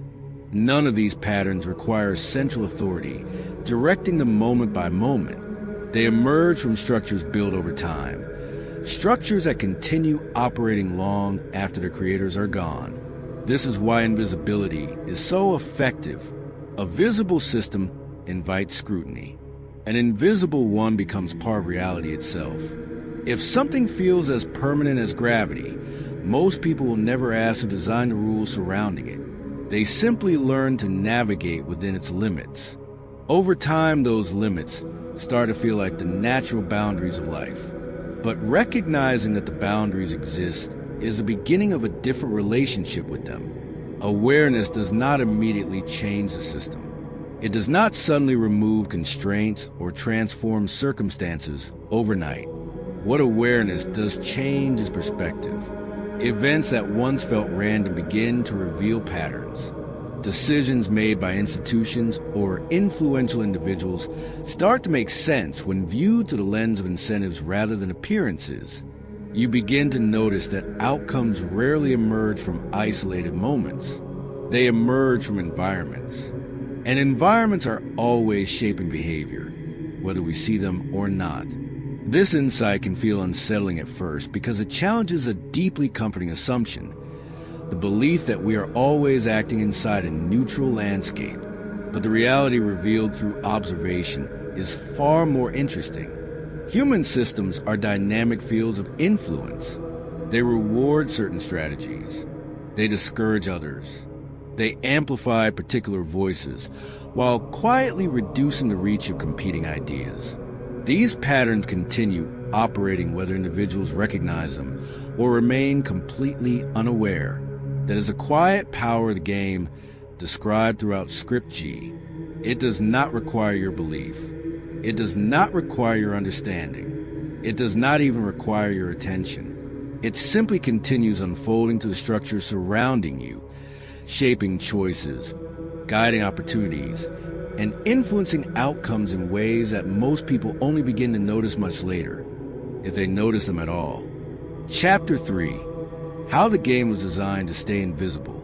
If you tell someone their life is being shaped by a hidden system, their first reaction is usually skepticism. The mind jumps immediately to dramatic images, secret meetings, shadowy figures, some central authority pulling strings behind the scenes. But that image is misleading, and understanding why is essential. The system described throughout Script G does not operate like a conspiracy. Conspiracies require constant coordination. They require secrecy, discipline, and ongoing control over countless individuals. History shows that such arrangements rarely survive for long. People talk, plans unravel, power shifts. A system that depends entirely on secrecy eventually collapses under its own complexity. The game that actually shapes human societies works differently. It is quieter, more stable, far more sophisticated.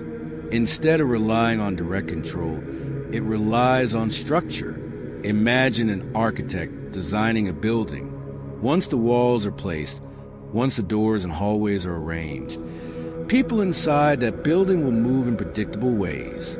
They will follow the paths available to them. They will use the entrances that exist and ignore the spaces that are difficult to reach. The architect does not need to stand inside the building telling everyone where to walk.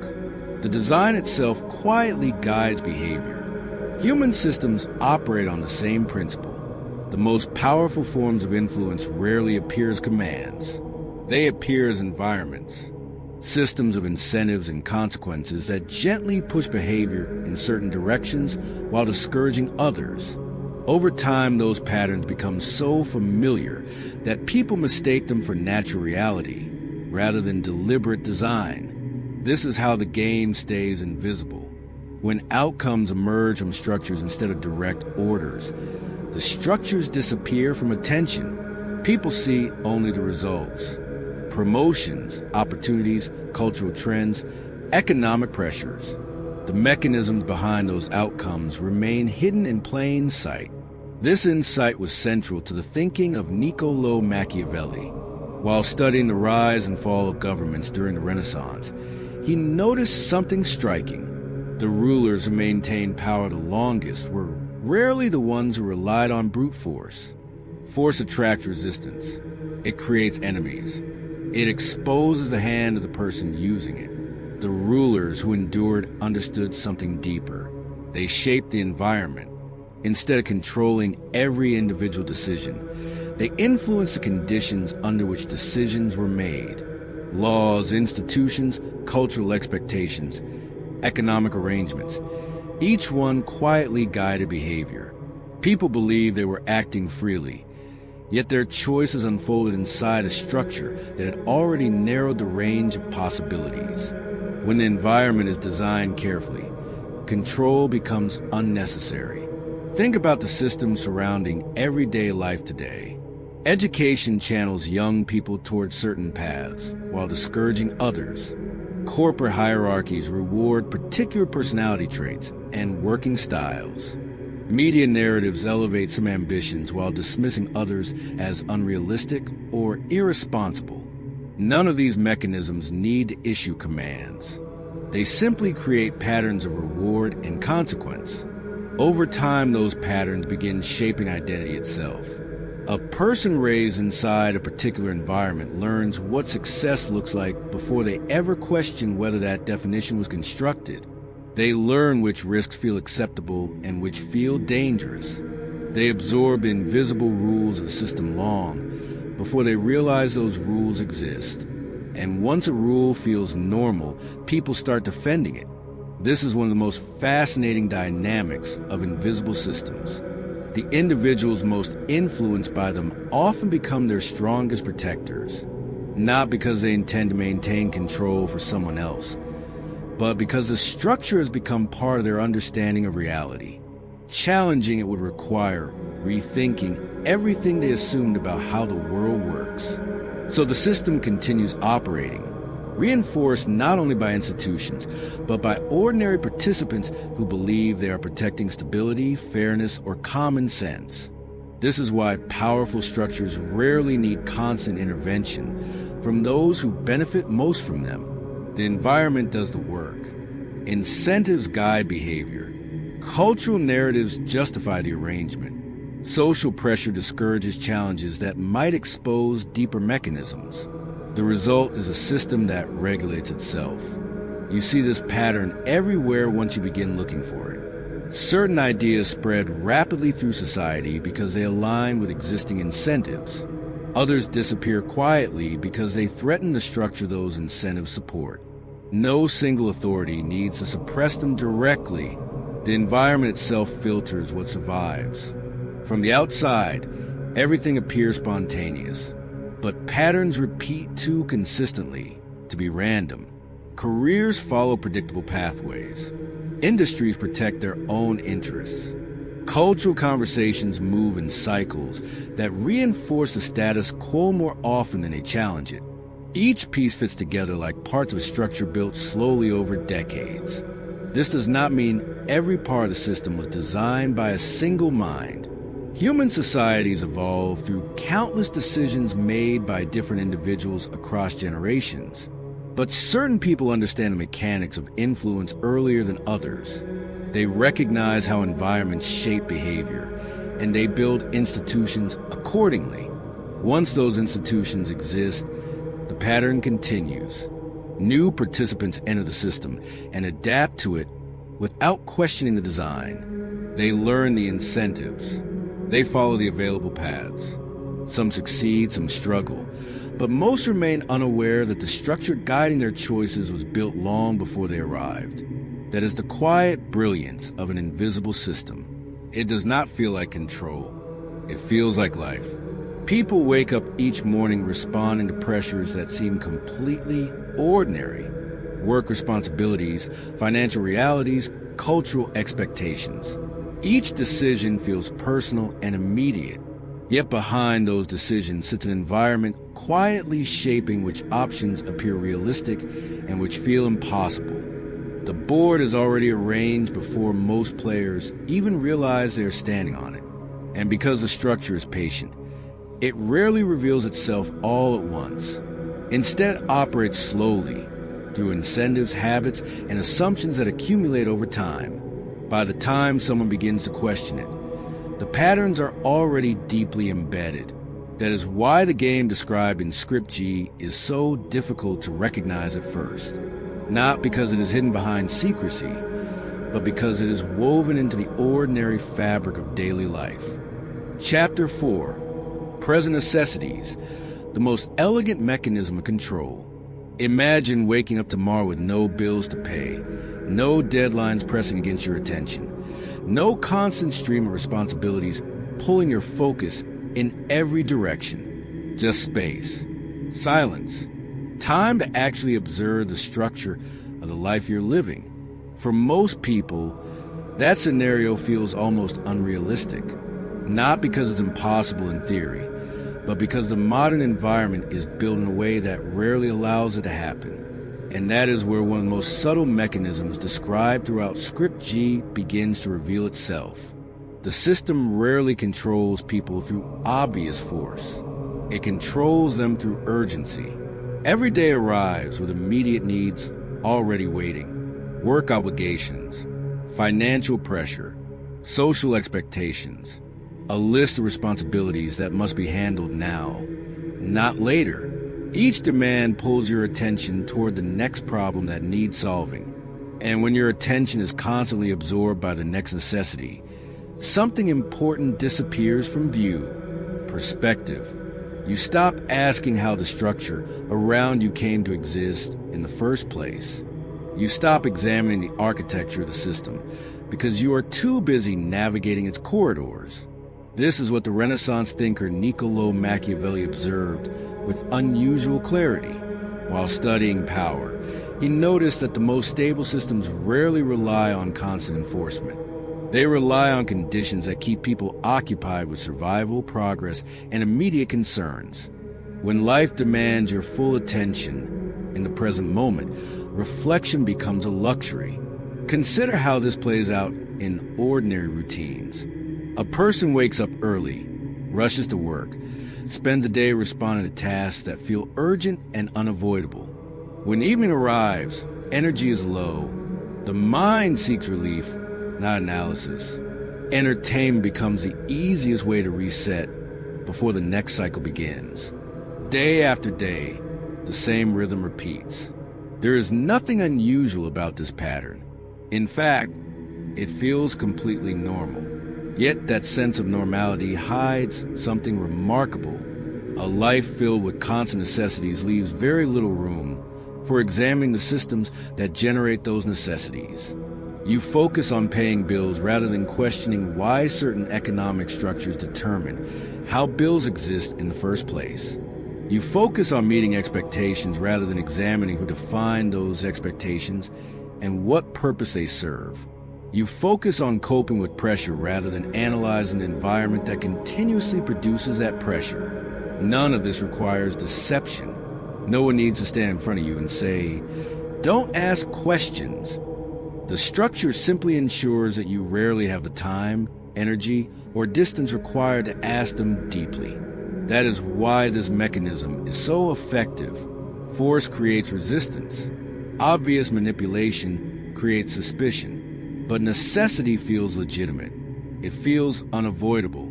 When people are busy solving immediate problems, they assume the environment creating those problems must simply be the natural shape of reality. And so the system continues operating quietly in the background. Think of it like navigating a maze. When you are inside a maze, every decision demands attention. Turn left, turn right, find the next opening. Your mind is focused entirely on movement within the structure. From that perspective, the maze feels endless and confusing. But someone standing above it sees something completely different. From above, the entire structure becomes visible. The walls reveal their pattern. Dead ends make sense. Paths that once felt random suddenly form a design. The difference between those two perspectives is not intelligence. It is position. Most people live their lives inside the maze of daily necessity. They move quickly from one demand to the next, responding to conditions as they appear.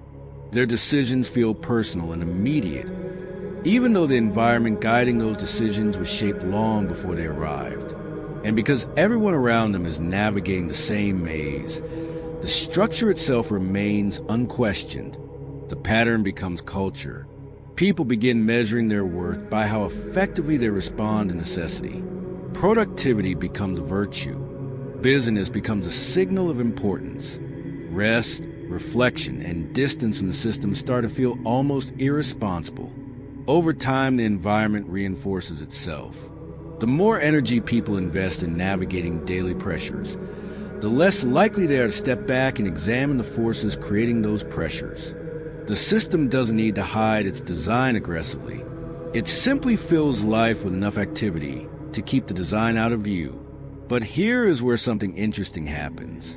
The moment someone begins noticing the pattern, even slightly, their relationship to the system begins to change. They may still participate in the same routines. They may still meet the same responsibilities, but the automatic acceptance of those routines starts to fade. Instead of seeing daily pressures as isolated events, they begin recognizing them as pieces of a larger structure.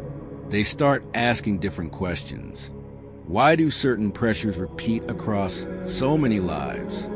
Why do particular institutions produce the same patterns generation after generation? Why do some environments reward endless urgency while discouraging reflection? These questions do not instantly remove necessity from life. Bills still exist. Responsibilities still demand attention. But awareness introduces a small but powerful shift. It separates you from the illusion that necessity is the entire story. You begin to notice that the system thrives when attention stays locked on the next urgent demand. The moment attention expands beyond that narrow focus, something changes. The maze is still there, but its shape becomes slightly clearer. And once a structure becomes visible, even partially, it stops feeling inevitable. This realization doesn't require rebellion or dramatic action. It begins with observation, a quiet recognition that constant busyness is not simply the natural texture of a meaningful life. Sometimes it is the most efficient way to prevent a certain kind of thinking, the kind of thinking that steps back from the corridor and begins studying the architecture of the maze itself. Chapter 5, the 4 positions. Where are you on the board right now? Let's begin with a question that most people never stop to ask. If life is a game of structures, incentives, and invisible rules, where exactly are you standing on the board? Not in terms of status, not in terms of wealth or education. Those things can be misleading. The real distinction lies in how clearly a person sees the system they're living inside and what they do with that awareness. When you observe the patterns of power closely enough, for positions begin to emerge. These positions are not permanent identities. They are states of awareness and behavior. People move between them over time, sometimes without even realizing it. Understanding them is the first step toward understanding your own relationship with the game. The first position is the unconscious piece. This is where the majority of people exist, and not because they lack intelligence or ambition. Quite the opposite. Many unconscious pieces are highly capable individuals who have learned how to operate effectively within the environment around them. They study the rules they are given. They work hard. They pursue advancement. They build families, careers, and reputations. Their life feels like a sequence of personal choices and individual outcomes. Success appears to be the result of effort. Failure appears to be the result of insufficient effort. The system itself remains invisible. This invisibility is what makes the position so stable. When someone believes the rules of their environment are simply the natural order of the world, they do not question them. In fact, they often defend them. They pass those rules on to others as advice, wisdom, and life lessons. Work hard. Follow the path. Do what works. None of these ideas are necessarily wrong, but they operate entirely inside the system's boundaries. The unconscious piece becomes deeply skilled at playing by the rules while never asking who wrote those rules or why they exist. In this way, the system quietly reproduces itself through the people living inside it. Then something shifts for a smaller group of individuals. They begin to notice patterns. This is the second position, the conscious piece. A conscious piece can sense that something larger than individual effort is shaping outcomes.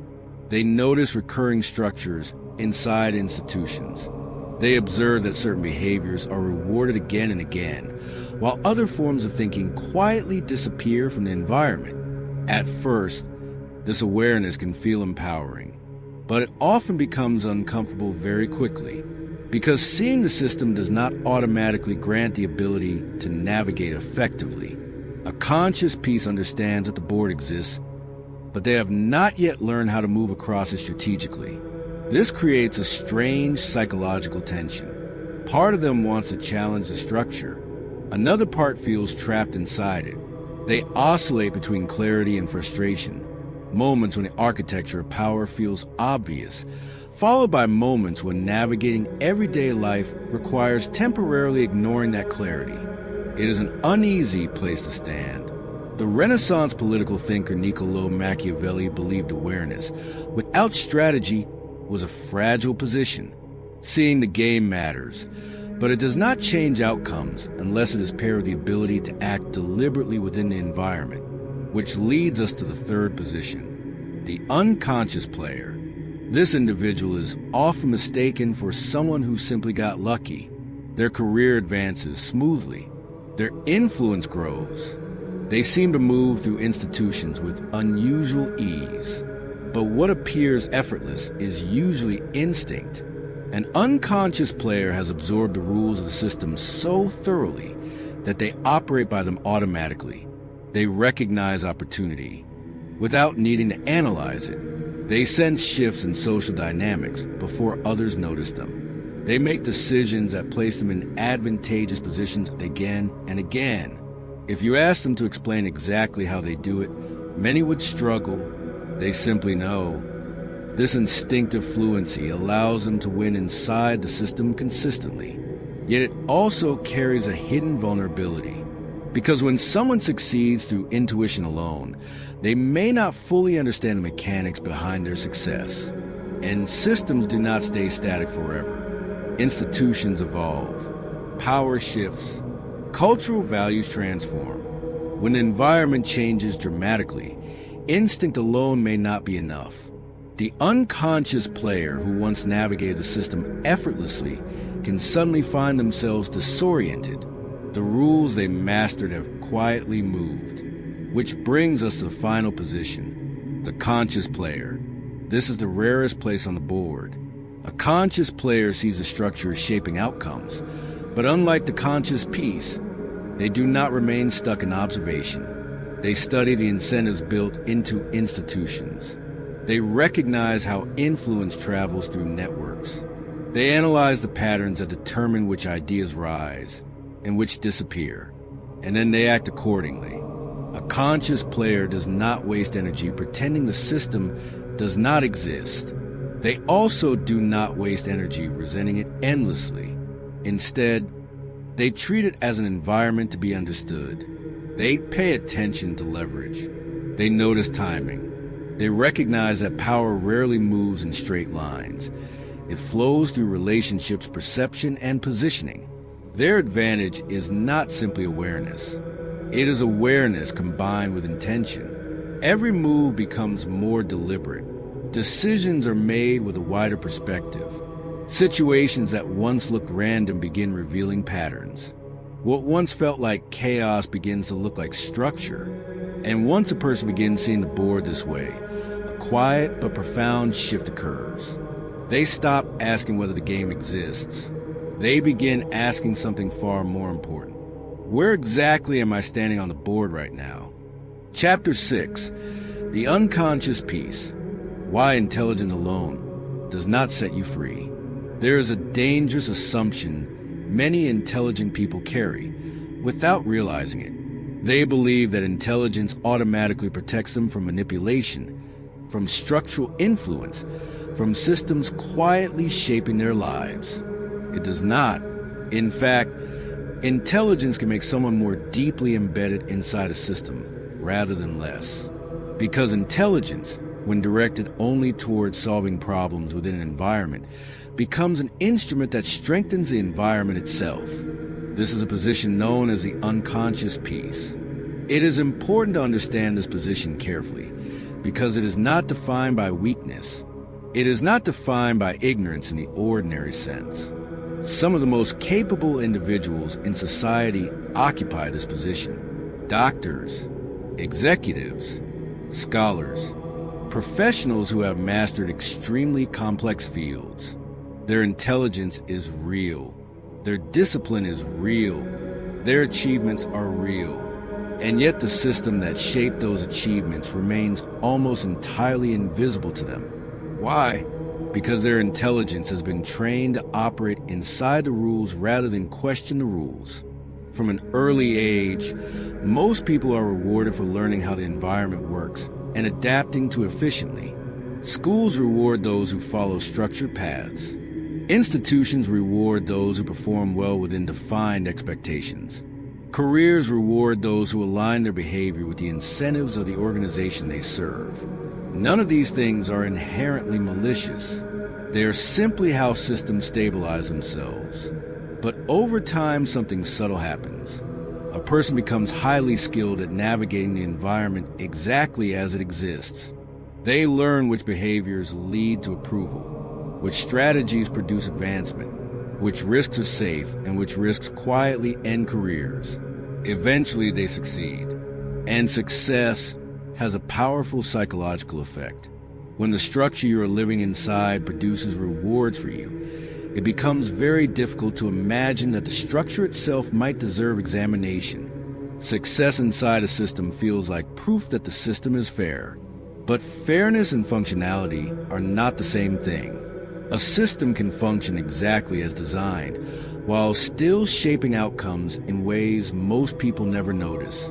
And the unconscious piece rarely investigates that possibility, because their experience within the system feels validating. They worked hard. They made the right decisions. They earned their position. From their perspective, the environment rewarded merit. So when someone else struggles or questions the structure itself, the unconscious piece often interprets that questioning as misunderstanding or personal failure. This is where the system gains one of its most powerful defenders. Not a ruler, not an architect, a participant, someone who believes deeply in the rules, because those rules produce their success. The Renaissance political thinker Niccolò Machiavelli understood that systems remain stable not simply because they are enforced, but because people internalize them. Once individuals begin protecting the structure voluntarily, power becomes far easier to maintain. The unconscious piece performs this role without intending to. They repeat the narratives that supported their own progress. They encourage others to follow the same path. They explain success using the same framework that worked for them. Work harder, stay disciplined, play by the rules. Again, none of these ideas are inherently wrong. Hard work matters. Discipline matters. But when those principles are treated as the entire explanation for success, something important disappears from the conversation: the structure itself. Consider how often systems reward people who adapt to them, while quietly marginalizing those who question them. An employee who performs efficiently within an organization often advances faster than the one who spends time analyzing the organization's deeper incentives. Not because questioning lacks intelligence, but because questioning the system does not help the system maintain itself.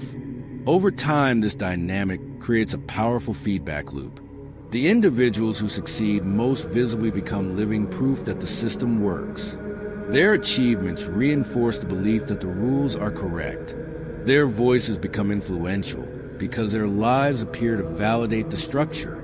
And so the unconscious piece begins doing something remarkable.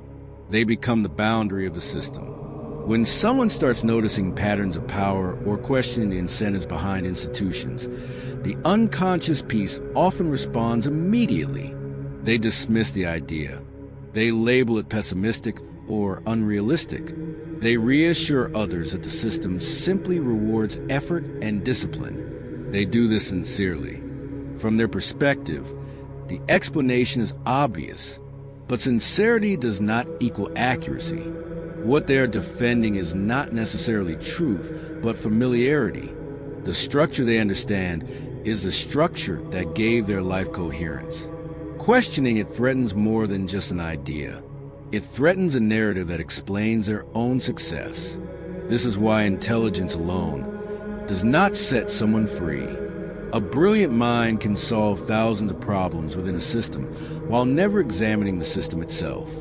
In fact, the better someone becomes at succeeding within the rules, the less incentive they have to question them. The unconscious piece is therefore not trapped by lack of ability.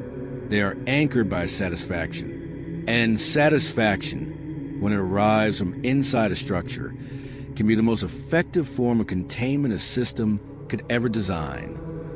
Chapter 7. The Conscious Piece. Seeing the game without knowing how to play it. There is a moment in a person's life that feels almost impossible to reverse. It usually begins quietly, not with a dramatic revelation, not with a sudden transformation. Instead, something small interrupts the story you have always believed about how the world works. A pattern repeats one too many times. A conversation lingers longer than expected. A book, an observation, or a personal experience cracks the surface just enough for a different possibility to appear. And once you see it, you cannot fully return to the old perspective. You begin sensing structure where you once saw coincidence. Outcomes that used to feel random begin revealing patterns. Certain people consistently rise in influence. Certain ideas repeatedly dominate public attention. Certain behaviors are quietly rewarded across completely different institutions. At first, the realization feels energizing. It feels like waking up, but that feeling rarely lasts long. Because the moment awareness expands, another realization follows quickly behind it. Seeing the game is not the same as knowing how to play it. This is a position of the conscious piece. Unlike the unconscious piece, this person has begun to recognize the architecture shaping their environment. They notice the incentives that guide behavior. They observe how influence flows through relationships and perception rather than simply through effort or talent. Something larger than individual choice becomes visible, but visibility alone does not provide direction. In fact, it can create a strange psychological tension. The conscious piece now sees forces that others appear completely unaware of. They recognize patterns in institutions, careers, media, and social systems that once seemed perfectly ordinary, yet they still live inside those systems. They still have responsibilities, obligations, and practical realities to navigate. Awareness does not remove them from the environment. It simply removes the illusion that the environment is neutral. That shift creates discomfort. At times it creates anger. There are moments when the conscious piece feels an intense clarity about what they are observing. The structure seems obvious. The incentives feel transparent. It becomes easy to see how certain narratives dominate culture and why certain outcomes repeat across different places. Then reality intervenes. Bills still exist. Careers still require navigation. Social relationships still operate according to expectations that did not disappear simply because someone became more aware of them. The conscious piece therefore moves through life with a new form of friction. Part of them wants to confront the system. Another part recognizes that confrontation without strategy leads nowhere. They begin to feel caught between two worlds. The comfortable narrative most people still believe, and the more complicated reality they have started to perceive. This tension produces a familiar cycle. Moments of clarity lead to frustration. Frustration leads to emotional reaction. Emotional reaction eventually becomes exhausting. And exhaustion tempts the person to retreat temporarily back into the old story, the one where life is simply a series of personal choices and outcomes.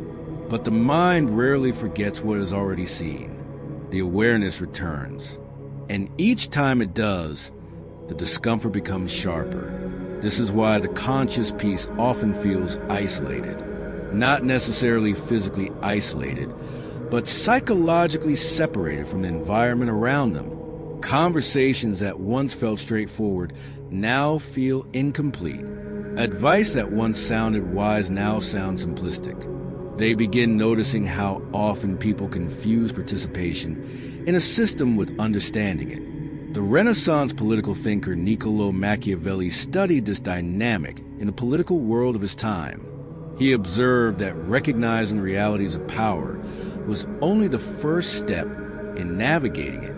Many individuals could see the forces shaping events around them, but far fewer developed the discipline required to act effectively within those forces. Awareness without strategy produced frustration. Strategy without awareness produced blindness. The conscious piece stands exactly in the middle of that divide. They have paid the psychological price of seeing the system more clearly than before, yet they have not fully developed the skills required to move through it deliberately. Their attention is often consumed by analyzing what is wrong, rather than studying how systems actually operate. An analysis without direction can drain enormous amounts of energy. The mind circles the same questions repeatedly. Why do certain people rise so predictably? Why do institutions resist change so stubbornly? Why do systems that appear flawed continue functioning year after year? These questions are important, but when they remain unanswered, they can trap the conscious piece in a loop of observation without progress. Anger becomes tempting because anger provides a sense of action. It feels like resistance. But anger alone rarely changes structures. It simply burns energy that could otherwise be used to study the environment more carefully. Resignation becomes tempting for the opposite reason. If the system appears too large or too complex to influence, withdrawing emotionally can feel like relief. Accept the structure. Focus on personal survival. Stop thinking about the broader patterns altogether. But resignation carries its own cost. It abandons a very awareness that made deeper understanding possible in the first place. The conscious peace, therefore, lives inside a difficult psychological space. They see enough to know that the world is more structured than it appears. Yet they have not fully translated that insight into a disciplined way of navigating those structures. This stage can last years. For some people, it lasts a lifetime. But something important happens during this period if the person resists both extremes, the chaos of anger and the comfort of resignation. Over time, the mind begins shifting its attention away from emotional reaction and toward careful observation. Instead of asking why the system exists, they begin asking how it functions. Instead of reacting to power, they begin studying it. They watch how influence actually moves through institutions. They notice which behaviors create leverage and which ones quietly reduce it. They begin recognizing that systems rarely change through confrontation alone. They change through positioning, timing, and understanding incentives more clearly than the people around you. This change in perspective is subtle, but it is the moment the conscious piece stops merely seeing the board and begins studying the moves being played on it. Chapter 8. The Conscious Player, the rarest and most powerful position. Let's begin with a difficult realization. No one escapes the game. Not the successful, not the rebellious, not the person who believes they have stepped outside the system entirely. Human societies generate structures the moment people begin organizing themselves. Incentives appear. Hierarchies form. Influence moves through networks of perception, trust, fear, loyalty, and ambition. The board exists whether you acknowledge it or not. The question, then, is not whether the game is real. The question is who learns to move within it consciously. That is where the rarest position appears. The conscious player. Most people misunderstand what this position looks like. Popular culture teaches us to associate power with visibility. Titles, authority, public recognition, dramatic displays of dominance. But the deepest form of power rarely announces itself that way. The conscious player often moves quietly, not because they lack ambition, but because they understand something fundamental about systems. The most effective influence usually operates through alignment rather than confrontation. Instead of constantly fighting the structure, they study it. They watch where incentives lead behavior. They observe how perception shapes opportunity. They begin to see patterns others overlook. The difference between a conscious player and everyone else is not intelligence alone. Many intelligent people remain trapped reacting to the system around them. The difference is orientation. A conscious player looks at the same environment but asks entirely different questions. Instead of asking why something feels unfair, they ask what incentives produce that outcome. Instead of asking who deserves influence, they ask how influence is actually accumulated. Instead of reacting emotionally to the existence of power structures, they examine how those structures function. This shift in perspective transforms the entire experience of navigating the world. A conscious player stops assuming that institutions operate primarily according to ideals. They recognize that systems behave according to incentives. If you want to understand any structure, a company, a political system, a cultural institution, you look first at what behaviors it rewards consistently. The reward structure reveals the real rules. Once those rules become visible, the environment starts making more sense. Decisions that once looked irrational begin to appear predictable.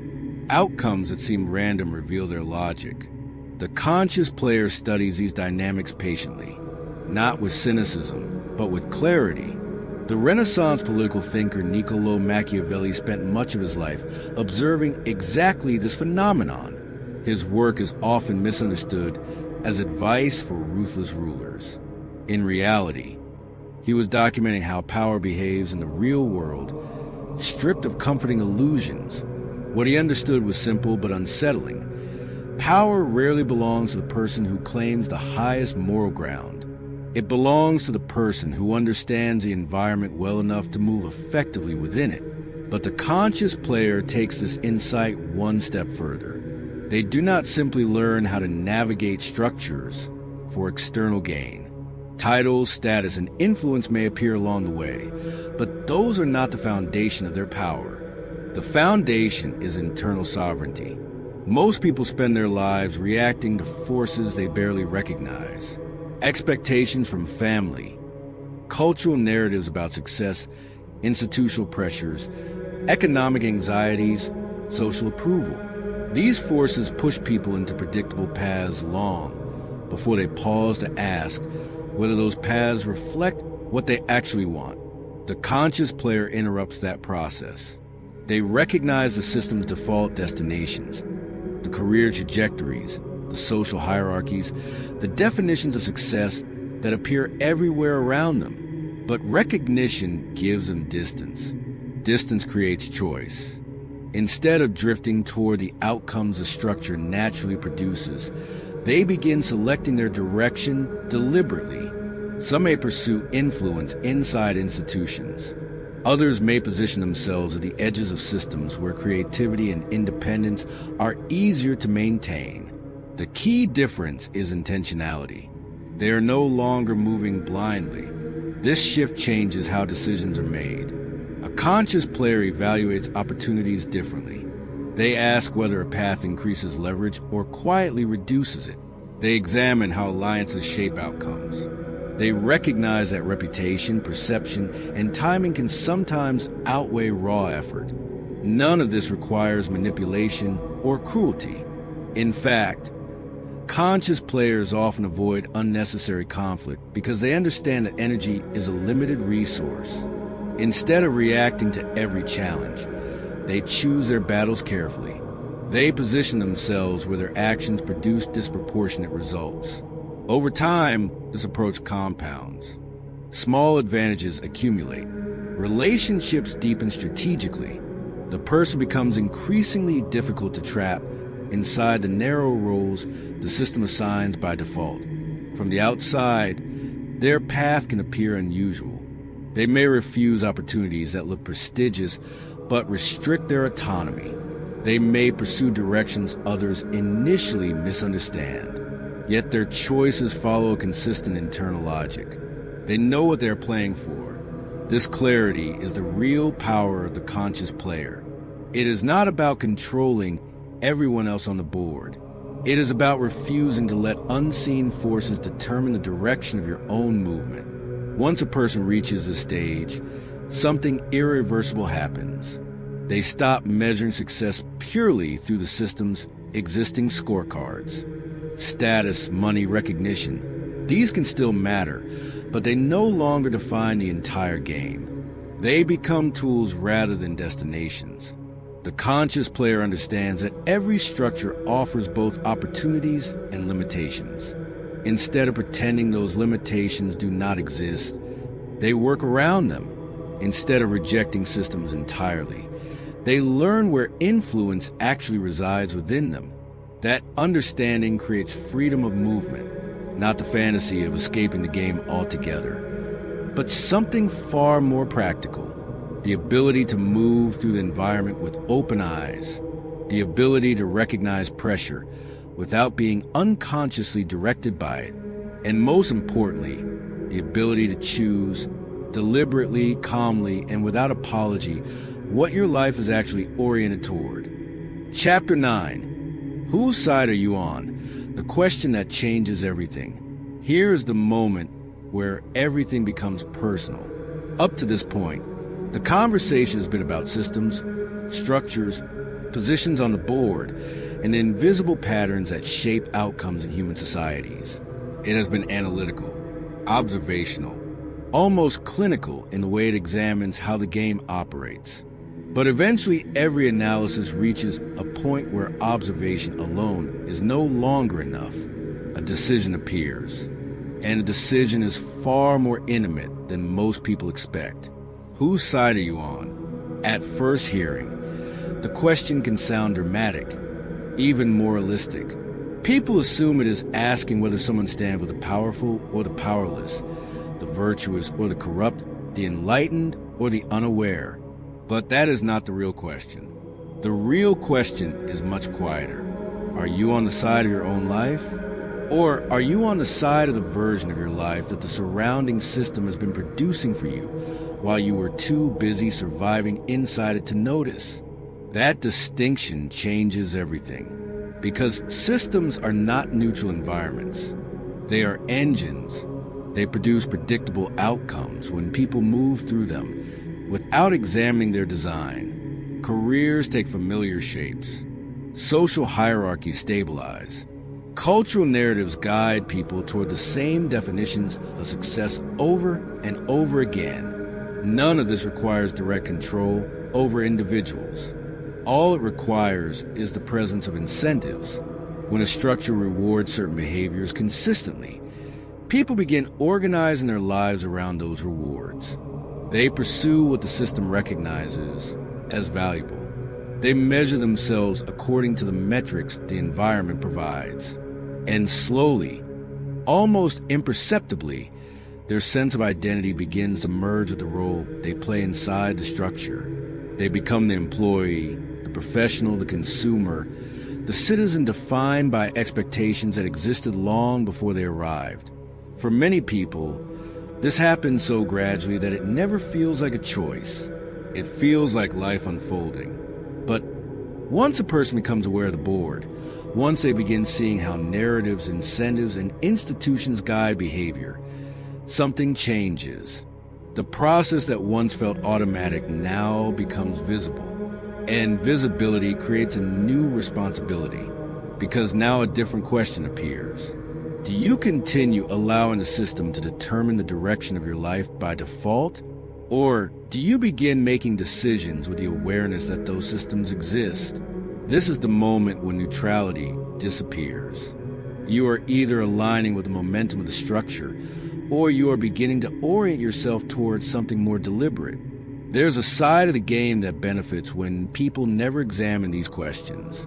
It thrives on constant reaction. It prefers individuals who remain fully absorbed in consumption, competition, and comparison.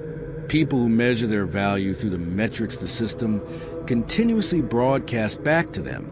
Income levels, social approval, titles, recognition. These measurements are not meaningless. They can reflect real achievement. But when they become the only scoreboard a person recognizes, they quietly determine the direction of that person's entire life. The individual begins chasing signals designed by the system rather than asking what they actually want their life to represent. That is how the game sustains itself, not through coercion, but through alignment. People adopt the goals the structure presents, pursue them with genuine effort, and rarely pause long enough to question whether those goals originated from their own values or from the architecture surrounding them. The Renaissance political thinker Niccolò Machiavelli spent much of his life studying the mechanics behind this dynamic. He was less interested in moralizing about power than in understanding how it actually behaves when human beings organize themselves into systems. His conclusions were uncomfortable because they stripped away comforting illusions. Power follows incentives. Institutions protect themselves. Structures reward the behaviors that keep them stable. But hidden within that clarity was a deeper implication. Once a person understands how the system operates, they are no longer required to move through it blindly. They can choose their orientation. Choosing your side does not mean rejecting every structure you inhabit. That would be impossible. Human life unfolds within networks of institutions and relationships. No one lives entirely outside them. What changes is your relationship to those structures.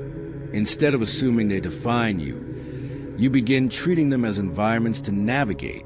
You recognize the pressures they create without mistaking those pressures for destiny. You see the incentives without surrendering your identity to them. This is the beginning of sovereignty. Not sovereignty over the world, which is a fantasy, but sovereignty over your own direction within it. The difference may sound subtle, but it changes the psychology of every decision that follows. When someone is unconsciously aligned with the system, life feels like something happening to them. Opportunities appear or disappear.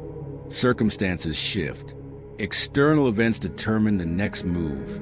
When someone begins aligning with their own life instead, the relationship to causality transforms. They start asking different questions. Why did that outcome occur? What incentives were operating beneath the surface? Which forces shape the environment I am moving through right now? Understanding these patterns does not grant instant power. It does not eliminate obstacles or guarantee success, but it introduces something far more valuable: agency. The person is no longer drifting through events without context. They are observing, interpreting, and responding with increasing precision. The board becomes clearer. The moves being played around them become easier to anticipate, and slowly, their own moves become more intentional. This is a shift that quietly separates people who feel trapped by circumstances from those who gradually begin shaping them. Not because they control everything, but because they understand enough of the system to influence what happens next. Which brings us back to the question that started this chapter. Whose side are you on? The side that allows the game to write your life in the background while you focus on surviving each day? Or the side that studies the structure carefully, accepts that the game exists, and begins moving through it with the quiet determination of someone who has decided that their life will not be lived accidentally? Chapter 10. Reading Fortuna, Machiavelli's blueprint for navigating forces beyond your control. There is a moment every strategist eventually confronts. It arrives the first time you realize that effort alone does not determine outcomes. Two people can work with equal discipline, equal intelligence, equal persistence, and yet their results diverge dramatically. One finds momentum, the other meets resistance at every step. Opportunities appear unexpectedly for one, while the other struggles against circumstances that never seem to align. At first, this feels unfair. Later, it begins to feel mysterious. Eventually, if a person studies the patterns long enough, they discover something else entirely. It is neither unfair nor mysterious. It is environmental. Long before modern strategy language existed, the Florentine political thinker Niccolò Machiavelli described this phenomenon using a single word: fortuna. Fortuna referred to the unpredictable forces shaping human events. The shifting conditions, the timing of opportunities, the cultural winds, the economic tides, the unpredictable intersections of chance and circumstance that influence outcomes long before an individual enters the picture. Most people interpret these forces as fate. When fortune turns against them, they believe life is simply happening to them.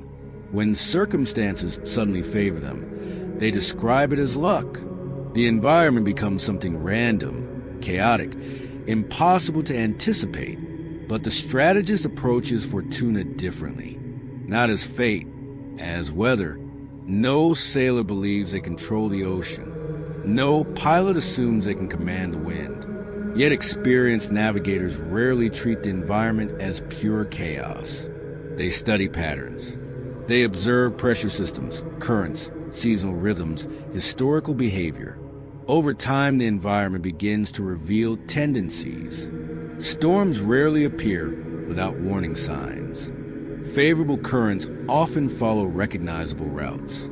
Winds shift according to conditions that can be studied long before a voyage begins. The navigators still cannot control the weather, but they can read it, and reading it changes everything. The conscious player treats life's forces the same way. Instead of assuming that outcomes are determined purely by effort or purely by luck, they examine the conditions surrounding every opportunity. They study timing. They pay attention to cultural movements, institutional incentives, technological shifts, social mood. They notice that certain ideas gain traction only when the environment is ready for them. Certain careers accelerate only when industries reach specific moments of transformation. Certain alliances become powerful because the surrounding context suddenly makes them valuable. None of these developments appear random once you begin observing them closely. They are currents, and like all currents, they move with direction and momentum. The mistake most people make is believing that determination alone can overcome any environment. They imagine that sufficient willpower can force success even when conditions are working against them. Sometimes that belief produces heroic effort. More often it produces exhaustion, because fighting against strong currents requires enormous energy while producing very little movement. The conscious player learns a different approach. Instead of forcing movement constantly, they watch first. They observe which forces are strengthening and which are fading. They identify moments when the environment begins shifting in subtle but meaningful ways. And when the conditions align, they move quickly. This patience is often misunderstood. From the outside, it can look like hesitation or inactivity, but in reality, it is preparation. The person is gathering information, refining their understanding of the terrain, waiting for the moment when effort and environment begin working in the same direction. When that moment arrives, their actions appear decisive, almost effortless. But the effort was never absent. It was simply directed toward understanding the landscape before attempting to move across it. This approach transforms how a person experiences uncertainty. Instead of reacting emotionally to every unexpected development, they begin treating events as information. A failed opportunity becomes data about timing. A sudden shift in circumstances becomes a signal about larger forces in motion. Over time, the environment becomes more legible. Patterns emerge where others see chaos. Certain industries accelerate in predictable cycles. Cultural values evolve through recognizable stages. Institutions respond to pressures in ways that repeat across decades. None of this eliminates uncertainty, but it reduces blindness. The person navigating with this awareness is rarely caught completely off guard because they have been paying attention to the early signals most people ignore. Developing this capacity requires discipline. First, it requires observation without distortion. Many people interpret events through the lens of what they hope is happening or what they fear is happening. Both reactions cloud perception. Reading the environment accurately demands intellectual honesty, the willingness to see conditions exactly as they are rather than as you wish them to be. Second, it requires humility. Even experienced observers misread signals. Conditions change unexpectedly. Predictions fail. The conscious navigator treats mistakes not as personal failures, but as corrections to their map. Each misreading refines the ability to see the environment more clearly next time. Third, it requires patience. The modern world celebrates constant action. Movement feels productive even when it leads nowhere. But navigation is not about constant motion. It is about effective motion. Sometimes the most strategic move is waiting until conditions shift. That patience allows the conscious player to conserve energy for the moments that actually matter. Over time, something remarkable happens. Life stops feeling like a series of random storms crashing into your plans. Instead, it begins to resemble a landscape, complex, unpredictable, but navigable. You start recognizing favorable currents earlier. You anticipate turbulence before it arrives. You begin positioning yourself where the environment amplifies your movement rather than resisting it. This does not mean the journey becomes easy. Weather still changes. Storms still appear. Circumstances still evolve beyond anyone's control. But the difference between drifting and navigating becomes unmistakable. One person moves through the environment, reacting to every gust of wind. The other studies the sky carefully enough to understand where the wind is likely to carry them next. Chapter 11, Strategic Patience, Strategic Relationships, and a Commitment to Reality. Most people lose the game before they even realize they were playing. Not because they are unintelligent, not because they lack ambition, and not because they were denied opportunity. They lose because they misunderstand the time scale.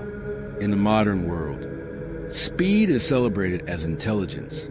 Quick reactions, immediate results, constant movement. The person who moves fast appears decisive. The person who waits appears uncertain. But if you study how power actually accumulates over time, a different pattern emerges. The most effective players are rarely the fastest. They are the most patient. Centuries ago, the Florentine political thinker Niccolò Machiavelli wrote extensively about the collision between human initiative and external conditions, what he called virtù. The capacity to act with skill and decisiveness only becomes powerful when it meets the right moment in the environment, and those moments rarely arrive quickly. The systems shaping your life today were not built last year. Institutions take decades to form. Cultural expectations evolve across generations. The habits that guide human behavior were written into our psychology long before modern societies even existed. Yet, people expect transformation immediately. They expect their position in the game to shift in weeks, sometimes in days. When that shift does not appear, they assume something is wrong, either with themselves or with the effort they are making. But the experienced player understands something different. The slow phase is not the problem. The slow phase is the preparation. Strategic patience is not passive waiting. It is active positioning. It is the discipline of building capability long before the moment arrives when that capability becomes visible. It is a quiet accumulation of understanding while others are distracted by short-term outcomes. Look carefully at individuals who appear to suddenly succeed. The outside world sees the moment of recognition, the promotion, the breakthrough, the public victory. What it rarely sees is the decade of preparation that preceded it. Strategic patience allows a person to survive that invisible phase without losing direction. It prevents them from abandoning long-term positioning simply because short-term validation has not yet appeared. But patience alone is not enough. The second quality that separates the conscious player from everyone else on the board is the careful construction of strategic relationships. And this concept is widely misunderstood. When people hear the phrase strategic relationships, they often imagine manipulation, networking performed with cold calculation, people treated like tools to be used and discarded once their usefulness ends. That behavior exists, of course, but it is the behavior of someone who still misunderstands a game. True strategic relationships are built on mutual value. They emerge when individuals recognize that certain people perceive the environment more clearly than others, and that proximity to those minds accelerates understanding. Human thinking is rarely as independent as we believe. Our ideas are shaped by the conversations we have, the perspectives we encounter, the assumptions reinforced by the people around us. Spend enough time in an environment where no one studies the structure of the game, and eventually the structure disappears from your awareness as well.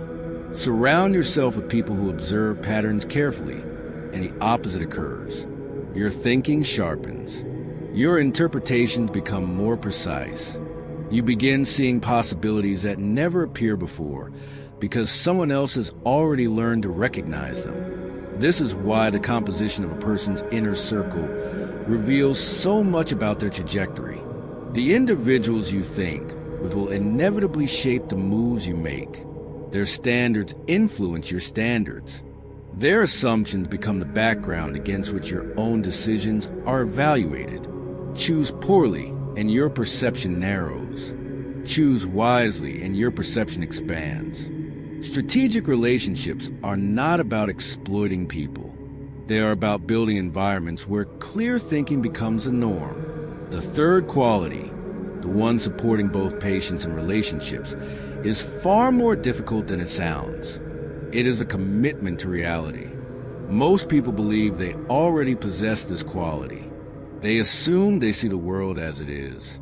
But human psychology has a powerful preference for comfortable interpretations.